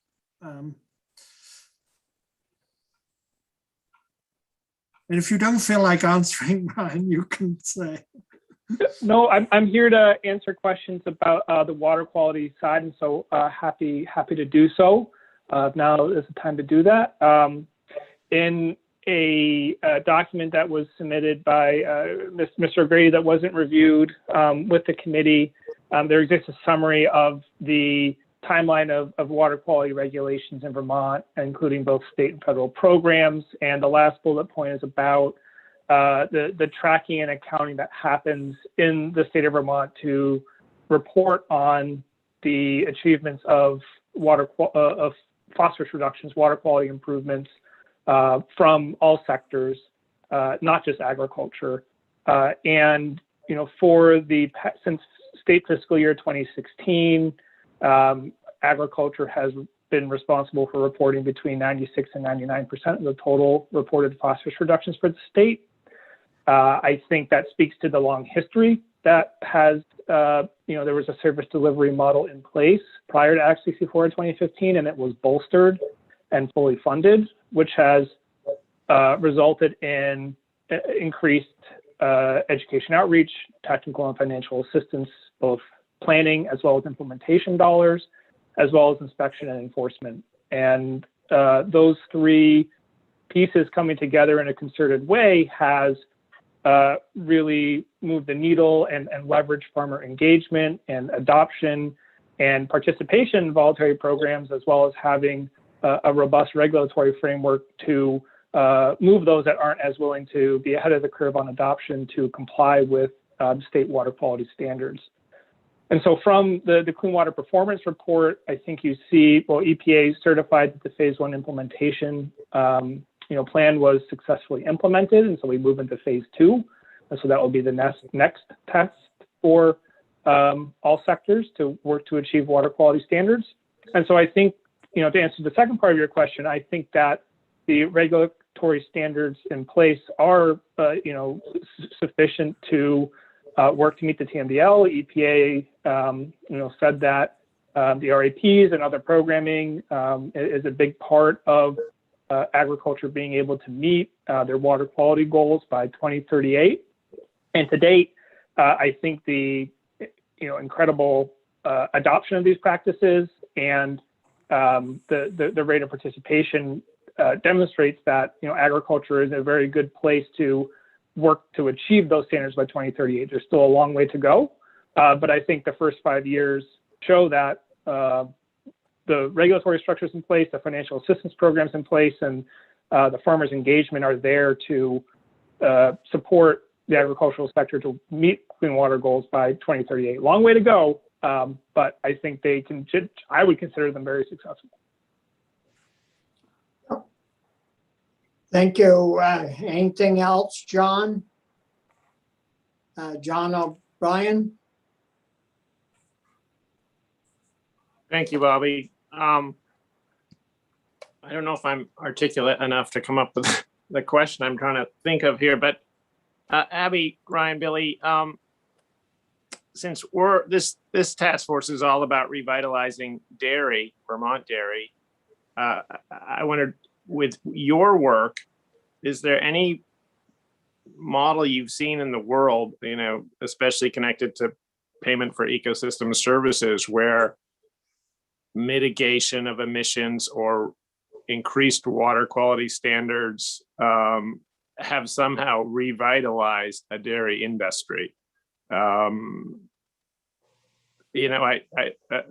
connection I'm seeing to some extent here is what Heather Darby's brought up also, is that the Vermont and the Northeast our dairy farms anyway, seem to take better care of the land than almost anywhere else.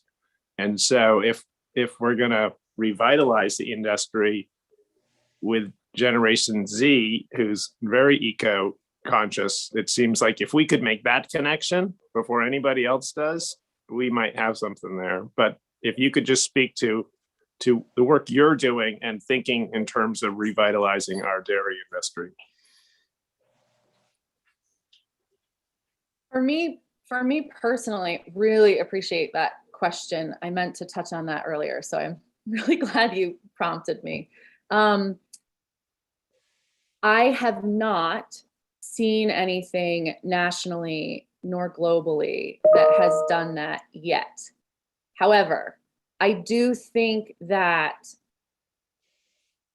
what we have in Vermont does present a unique opportunity to move forward in this way and chart that path, both because I think my gut sense is that the public would come on board with the payment for ecosystem services approach and that, you know, all of the various parties involved could get on board for that. And I will say that there are a few proposals within the Payment for Ecosystems working group that I've seen that for the very first time, as a 38-year-old woman who is like charted to take over the farm and be the solo owner of a farm for the first time in 100 years. It's always been partners. I saw a pathway, the lighting, forward for a viable future for me, which I currently don't have. So what I'm seeing as potential in PES and Ag and Eco's recommendations, we have the same facilitator. So our recommendations do encompass recommendations around pursuing PES further and enveloping their recommendations into the solutions that we bring forward. I honestly think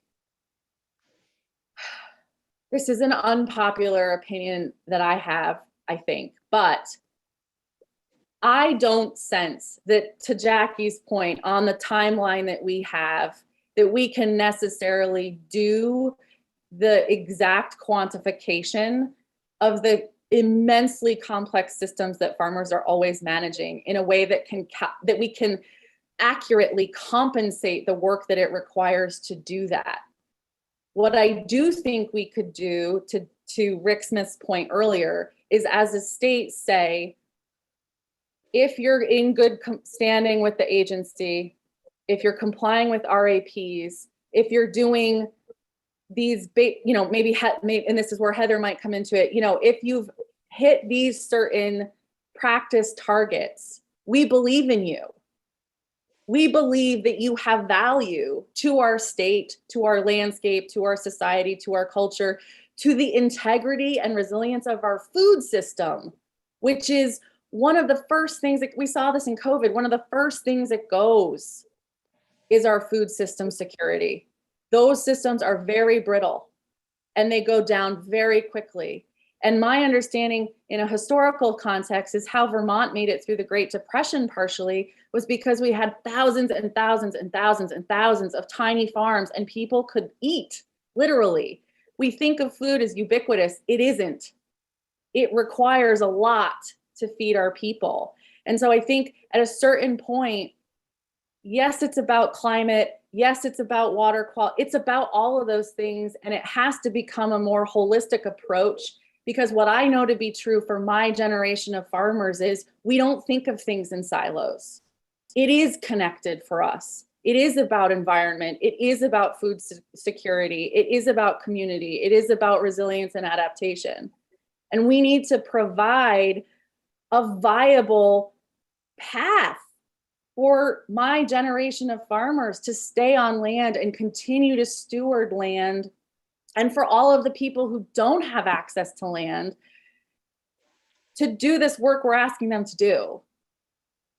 And so I think that's going to mean, hey, farmer who's doing these things, this is your yearly undergirding to keep doing this work that we believe in what we're doing. I'm not saying we can't continue to attempt to quantify what that means. And I know that in the legislature, the nightmare thing is, hey, just give people money.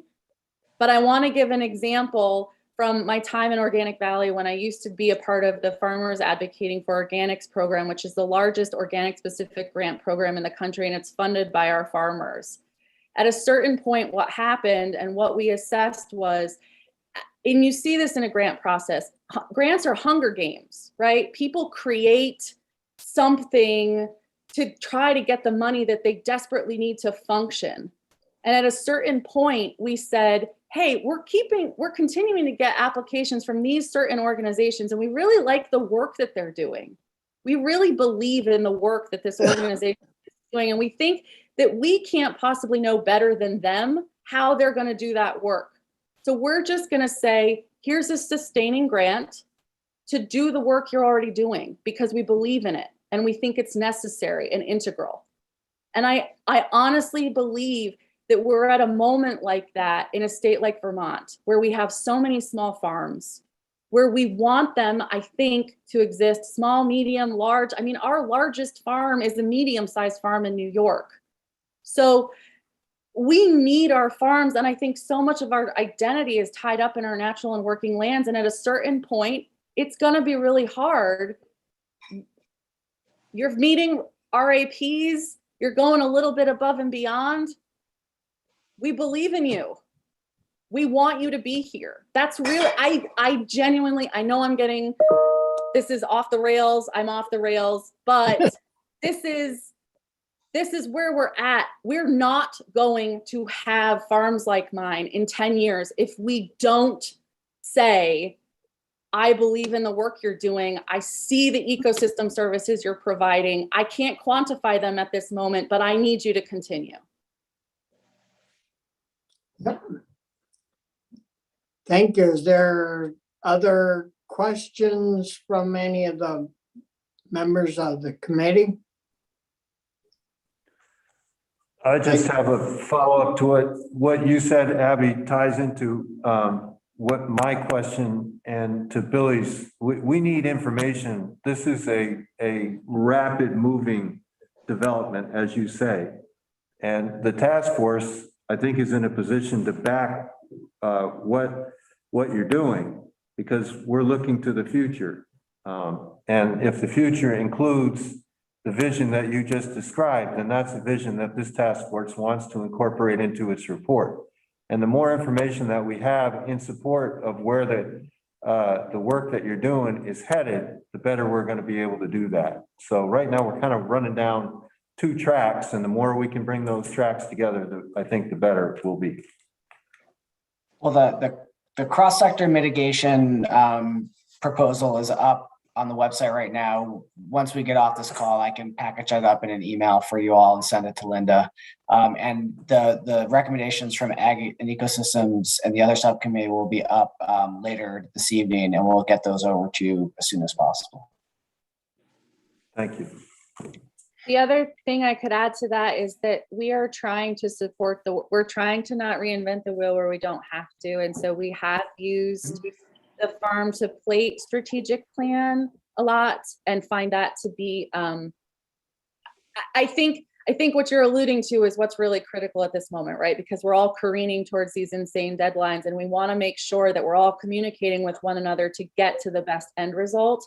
And so we're trying to support in our work what PES is doing and what Farm to Plate strategic plan is saying, because it's my understanding that the Future of Ag Commission is also working off the strategic plan. And so I think the more that all of those different components are talking to one another, the better chance we have at having a resilient farm sector moving forward. And so to Billy's point, we can definitely get you the information that we're working with.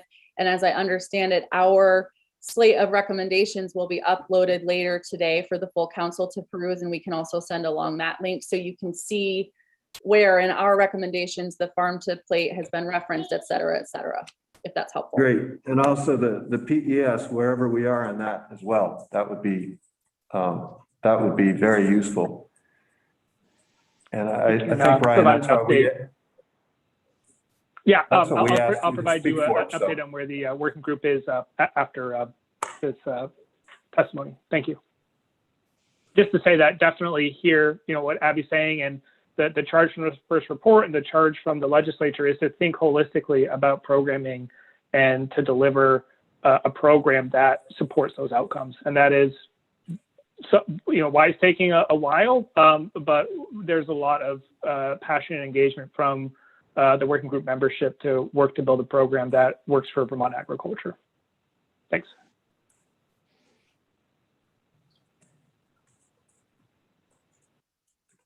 Thank you very much. If any other questions or comments from task force members, and Jeremy has joined us. The second hand on our clock is we're right on time. So thank you again, Abby, Billy, and Ryan. And now we'll hear from Jeremy. Thank you. Well, Thank you. good afternoon, everyone. And I want to thank you, the task force, for inviting me and for your commitment to revitalizing Vermont dairy, the Vermont dairy industry. It certainly is an honor, and having spent the last 2 hours listening to the speakers, I am certainly motivated about the task force initiative, about the group that you pulled together, and really looking forward to the next 20 minutes. I'd like to first start by a quick story, if you will. My family farm was fortunate to reach 150 years. And when I didn't have a family farm to go back to, I was looking at how do I contribute to a thriving agriculture. And crop insurance was what led me to this career and helping. So the reason that crop insurance is so important to me and our team, me specifically, is when my great-grandfather was dealing with a dairy downturn, he took his life. And I had my grandfather and his two brothers that were at Cornell University at the same time. And his oldest brother was a senior, and he knew where he was going. He was going to the Manhattan Project. And my grandfather's other brother was a junior, and he was slotted to go to Birdseye Foods. And so my grandfather, a freshman, they looked at him and said, well, now you know where you're going. You're going back to the farm. And fortunately, he was able to turn that around and carry on for another 50 years, bringing it to 150 years. So that's what drives me every day and our team to serve agriculture and deliver crop insurance. And in my role with Farm Credit East, I'm a senior vice president, and I get to serve our crop insurance team. We have, and I'll share my slide.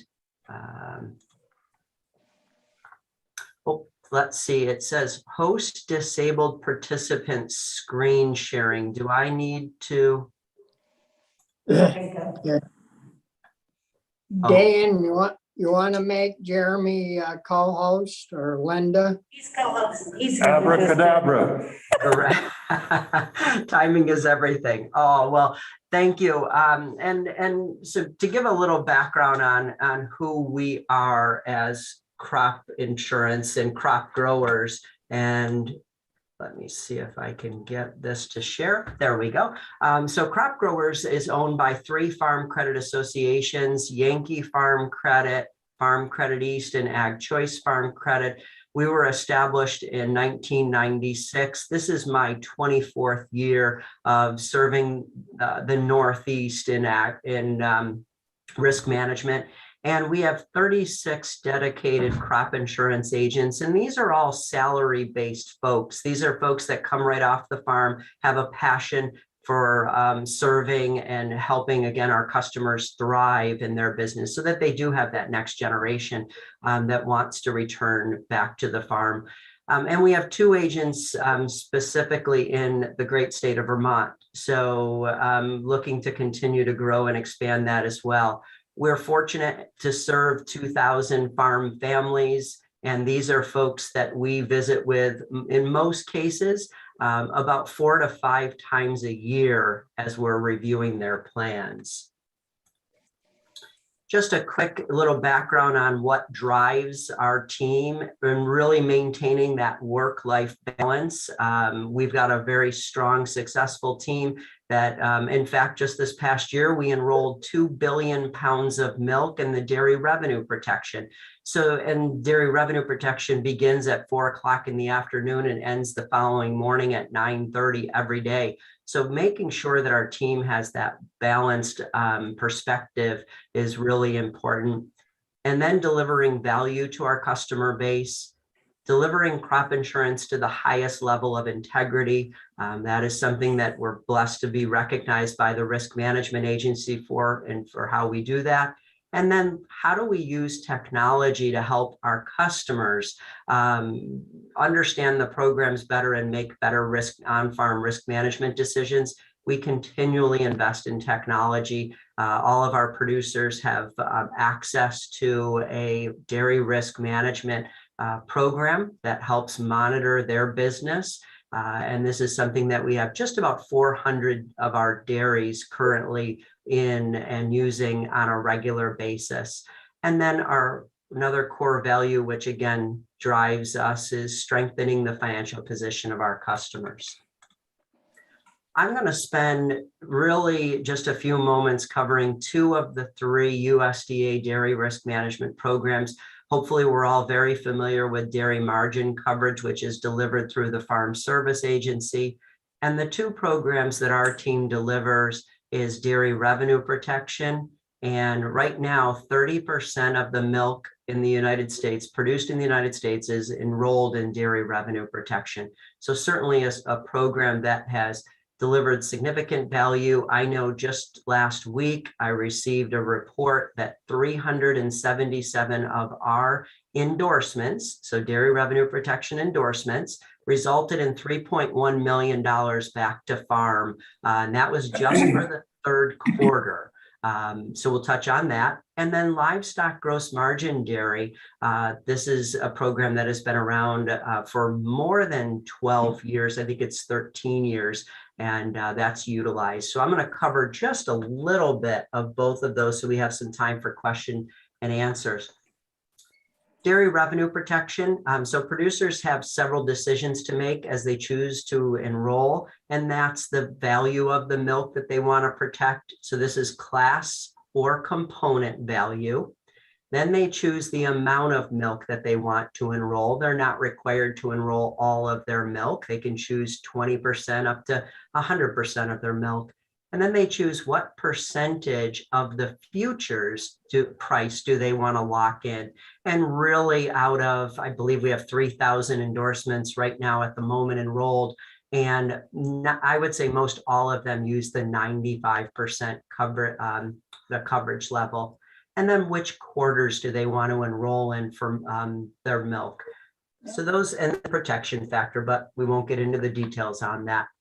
So what's the premium support that makes this coverage so affordable is the premium subsidy. So this is provided by USDA. And example, at the 95% coverage level, the subsidy, the premium support is 44%. So the producer themselves are paying 56% of the total premium. Moving over to the livestock gross margin dairy program. So this is a program that has been around, again, for almost 13 years, delivered by crop insurance agents. What this uses is the class 3 milk futures.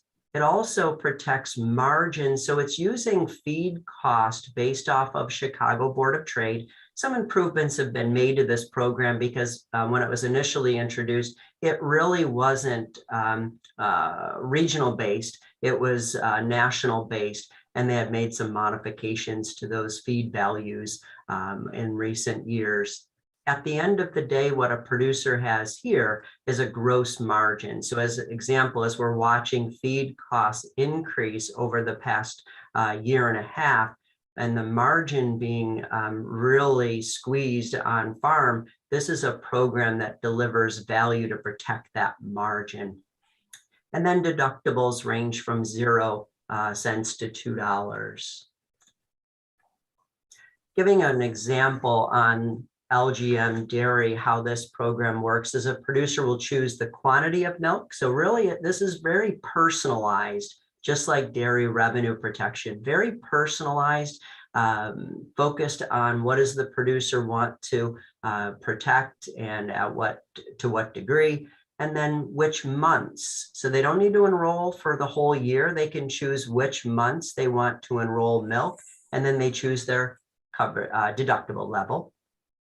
Give an example here of what we're watching on class 3 right now. We're watching futures out into 2022, almost all of 2022, around 1840, 1850 range. Feed costs at about $2.50 per hundredweight.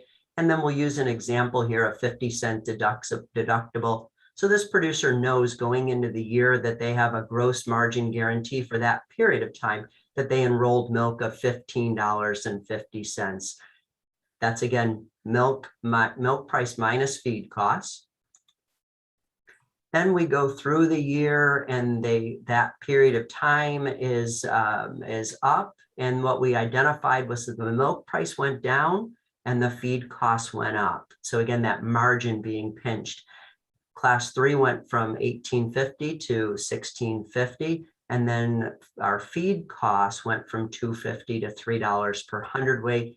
And that margin was $13.50. So they knew that they had a gross margin guarantee of $15.50 going into that period of time.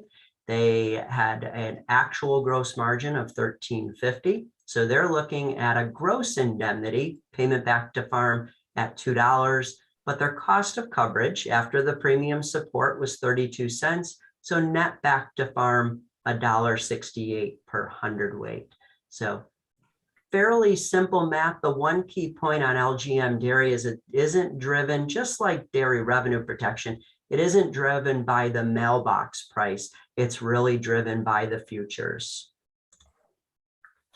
So what are the keys to a successful dairy market price risk management plan with the programs that we have today?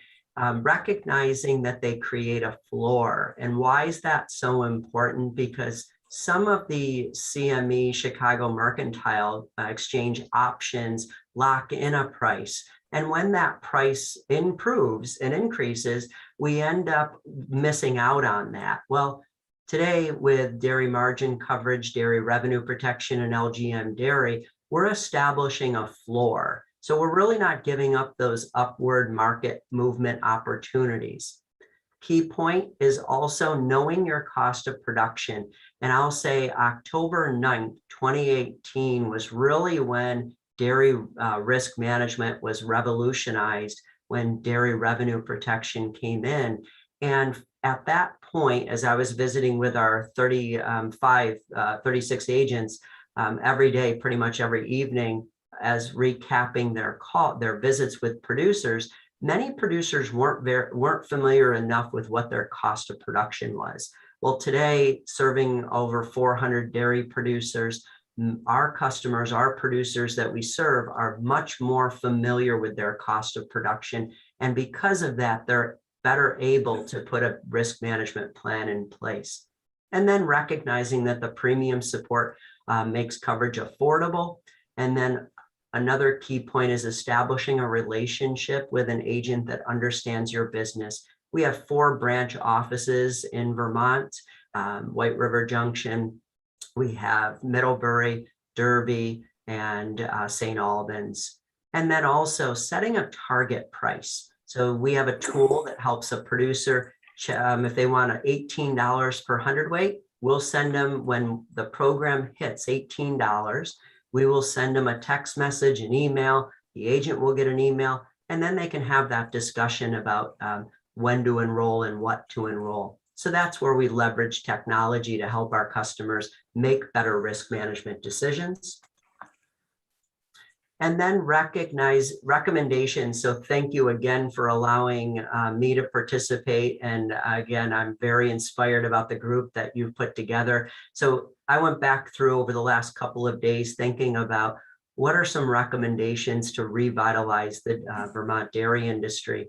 And I would say that right now, a person by the name of Jake Jacobs out of University of Vermont, she is handling crop insurance education, risk management education. She's doing a wonderful job at getting the message out, but really it is about producer and industry education about these risk management products. And I heard earlier pursuing USDA educational grant opportunities, keeping in mind that we are considered an underserved region as it relates to crop insurance participation in the country. So recognizing that there are grant opportunities, and this is one that University of Vermont is currently working with.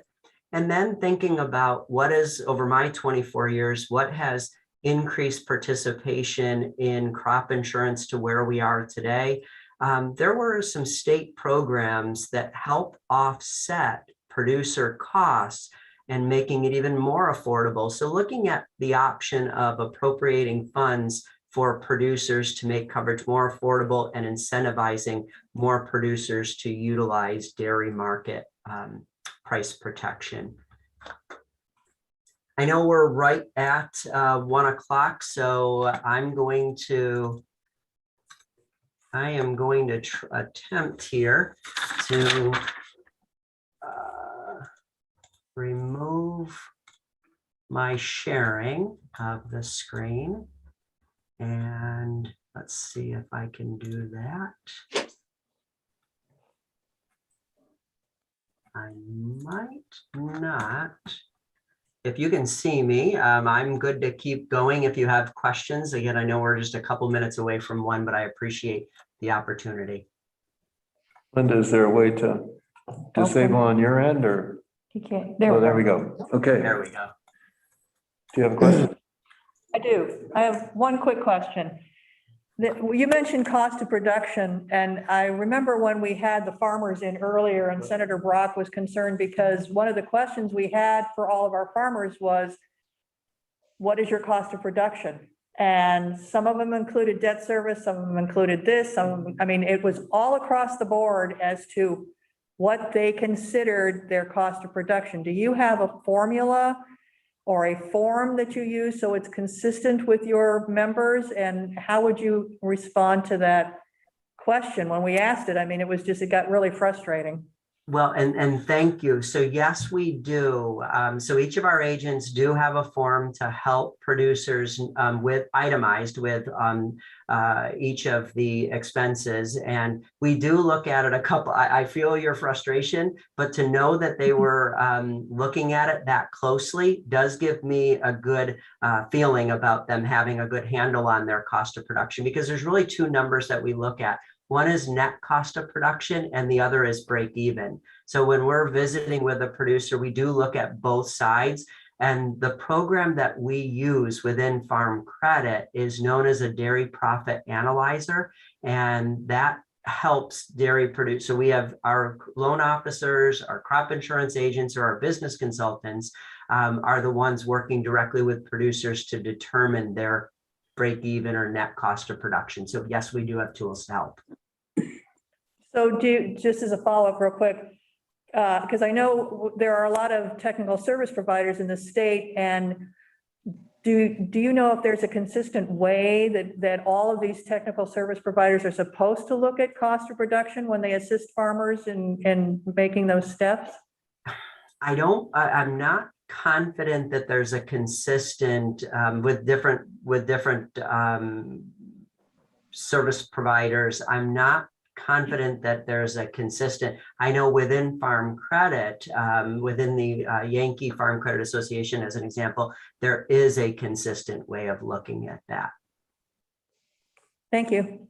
Certainly. Thank you.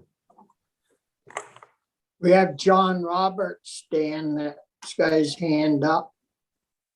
Thank you, Bobby. John. Thank you, Jeremy. Very interesting. I'm one of the mechanics. When's the premium? When does the farmer pay the premium? Do they pay it consistently through the year, or is it a upfront charge? And is it only based on, say, I want to protect 75% of my milk, so the premium's only on 75%, not on the my full 100% production? Could you just explain how the premium is, when it's due and when it's paid, please? Certainly, John. And the premium is due after the endorsement is completed, meaning at the end of the endorsement. So what we want to know is there a payment or not? And if there is a payment, then the premium will come out of that payment. If there isn't a premium, then the premium is due after the endorsement is determined. Yep. And they're only paying the premium on the amount of milk that they enroll. Thank you. Certainly. Any other questions from Zoom members? No. Jeremy, can you tell us how many Vermont farms are in each of the programs? I can, well, at least the dairy revenue protection, and I believe I can do dairy, LGM dairy. I cannot provide the number because I just don't have it on dairy margin coverage. So dairy revenue protection, There's 61 farms currently in dairy revenue protection. Livestock, oh, I'm sorry. No, yes, and livestock? Livestock gross margin dairy, I believe that there's one or two that still have an active policy. So they're compared to the 30% of milk that's enrolled in the nation under dairy revenue protection. We're still in that category of whether underserved or underutilized. So we still have a long ways to go, even though we enrolled in 2021, 2 billion pounds of milk in our 9-state area. That's still only 15.5 billion. So it's still a small percentage, 15% or so of the total milk produced in the Northeast. So we have a lot of work to do ahead of us. So your suggested education, other suggestions for what the state can do to encourage more participation in the programs?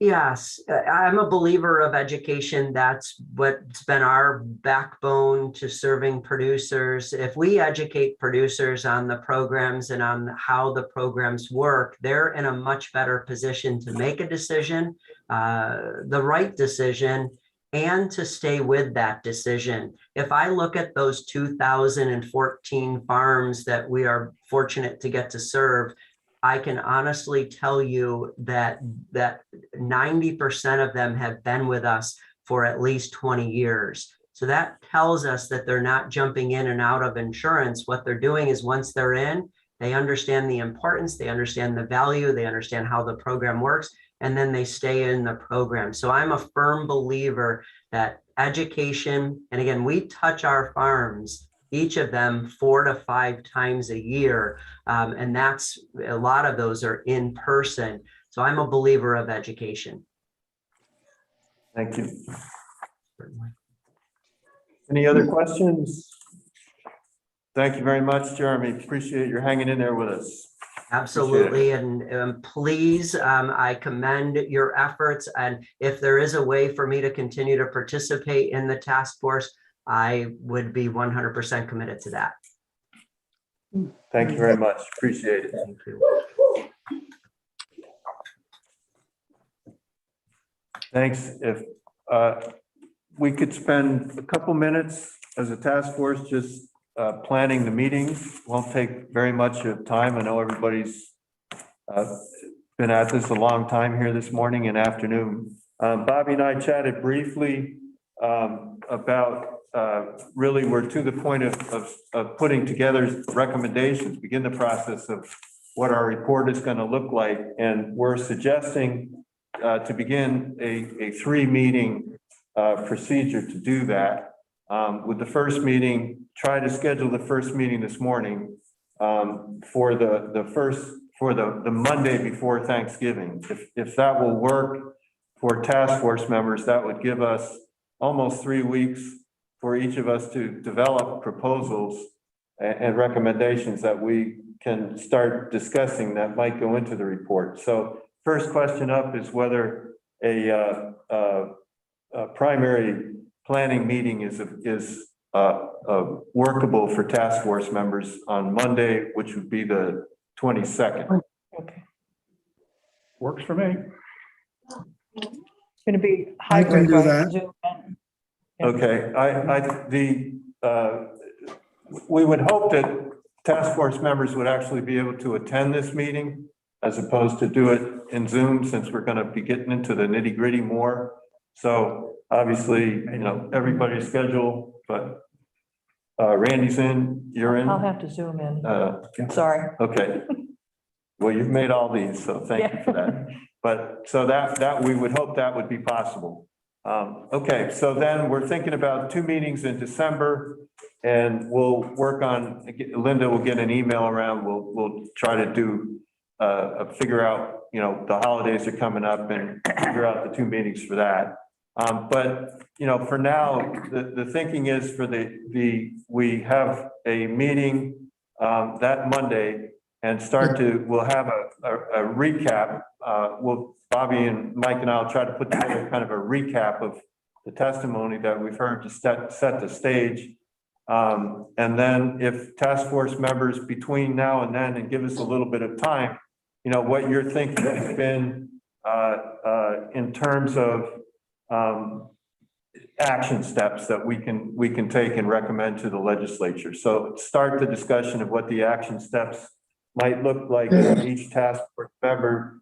We'll assemble those together and put together an agenda to where there are duplications and categorize them, and then have that discussion on Monday and bat those around. And if we have some consensus developing, then we'll work off of that. If we need further discussion, then we'll see where we stand. And if we can begin to have a core group of recommendations, then at the following meeting, the second meeting in December, then we can start to shape what the report might look like. And then hopefully at the third meeting, we can agree on a report in concept that we can present to the legislature.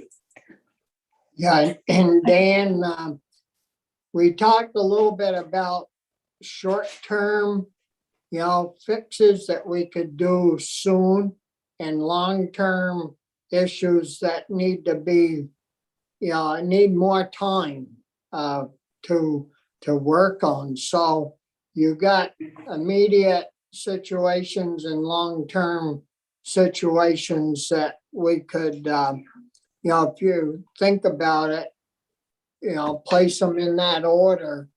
And then we could maybe see, I think we all have to get any requests in for a bill by December 1. And then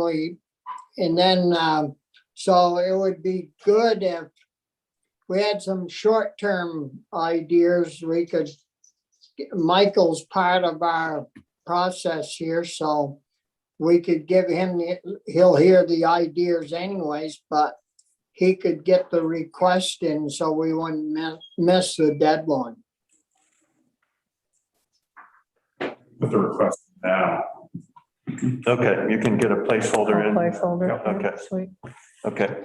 I just have, since we didn't get Mr. O'Grady's testimony, Yeah. is there something that we're missing from him regulatory wise that we might have to hear about? Yeah, I or- think we should reserve 15 minutes to hear from Mike to just give us the lay of the land on water quality. Yes. Thank you.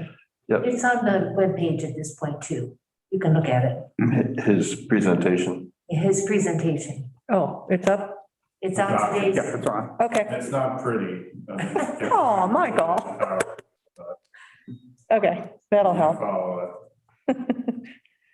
So any other questions? I guess just to recap a little bit, as Bobby said, we're looking for shorter and longer term suggestions for the upcoming meeting to begin to bat around. And I don't know, the sooner the better, so that we can work on crafting them into an agenda from everybody.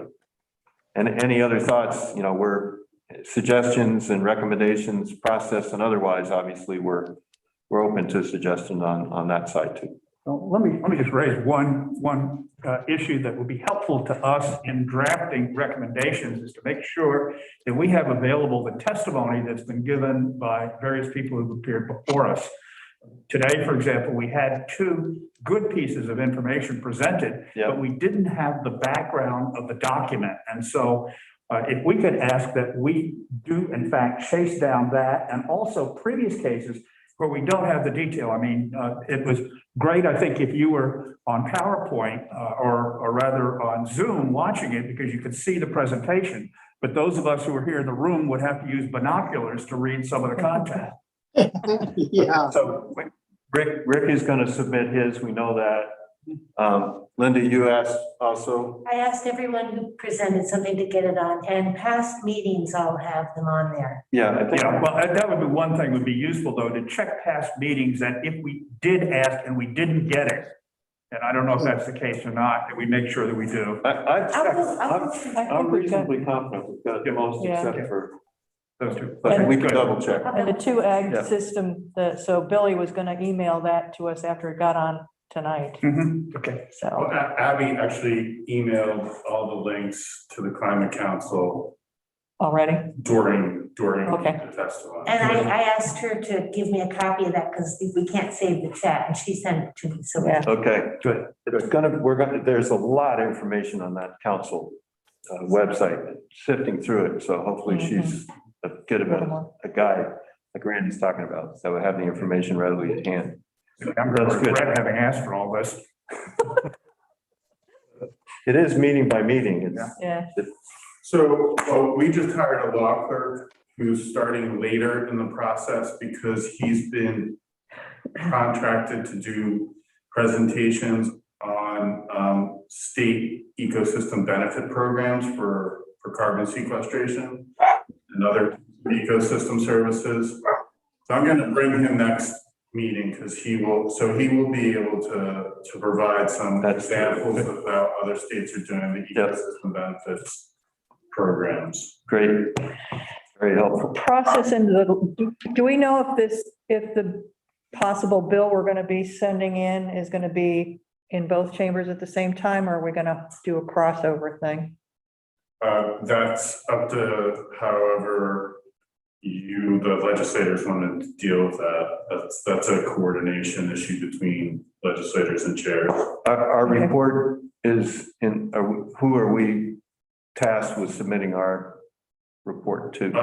It goes to the ag committees in both houses, the commerce committees in both houses, and I believe the appropriations committees in both houses. Yeah, that would make sense. Both houses. Not natural resources? No. That wasn't in the legislation, but I'm wondering if they'll grab it because of the climate stuff. Well, that's all up to the chairs about where, and leadership about where. Yeah, I know. Good issue to flag. Yeah, I don't want it there. Any other thoughts or comments? Thank you for. I think Bobby's saying something, but he's muted. Oh. I think he muted. Michael. He was muting the puppy, I think. Yeah. I muted intentionally. No, usually on that, where a bill starts or when, usually I work with Carolyn quite closely on who has more time to do certain things, and we work it out that way. Yep. So we'll just keep that in mind. And so is it Senator Sirotkin that's on the other side in economic development? Is that where it's good? Oh, commerce and economic development. It goes to the commerce and the house. Is that Senator Sirotkin? Yes. Okay. And that is why Randy is on, one reason he's on this committee, because of the economic development process that this may have to I'll go lean on through. you, sir. And frankly, if you just put in a request now and you decide you want to do it as different bills, I'm just going to divide up the request as different bills. So if you think one should be ag related and one should be commerce related, you can just do it that way. Okay. That would be interesting. Yep. To have it work that way. Huh. Okay, so I think that'll be on. Yeah, we work that out as we move forward. Yeah. Very good. Yeah. Thank you again, as always, Good for meeting, guys. Thank you.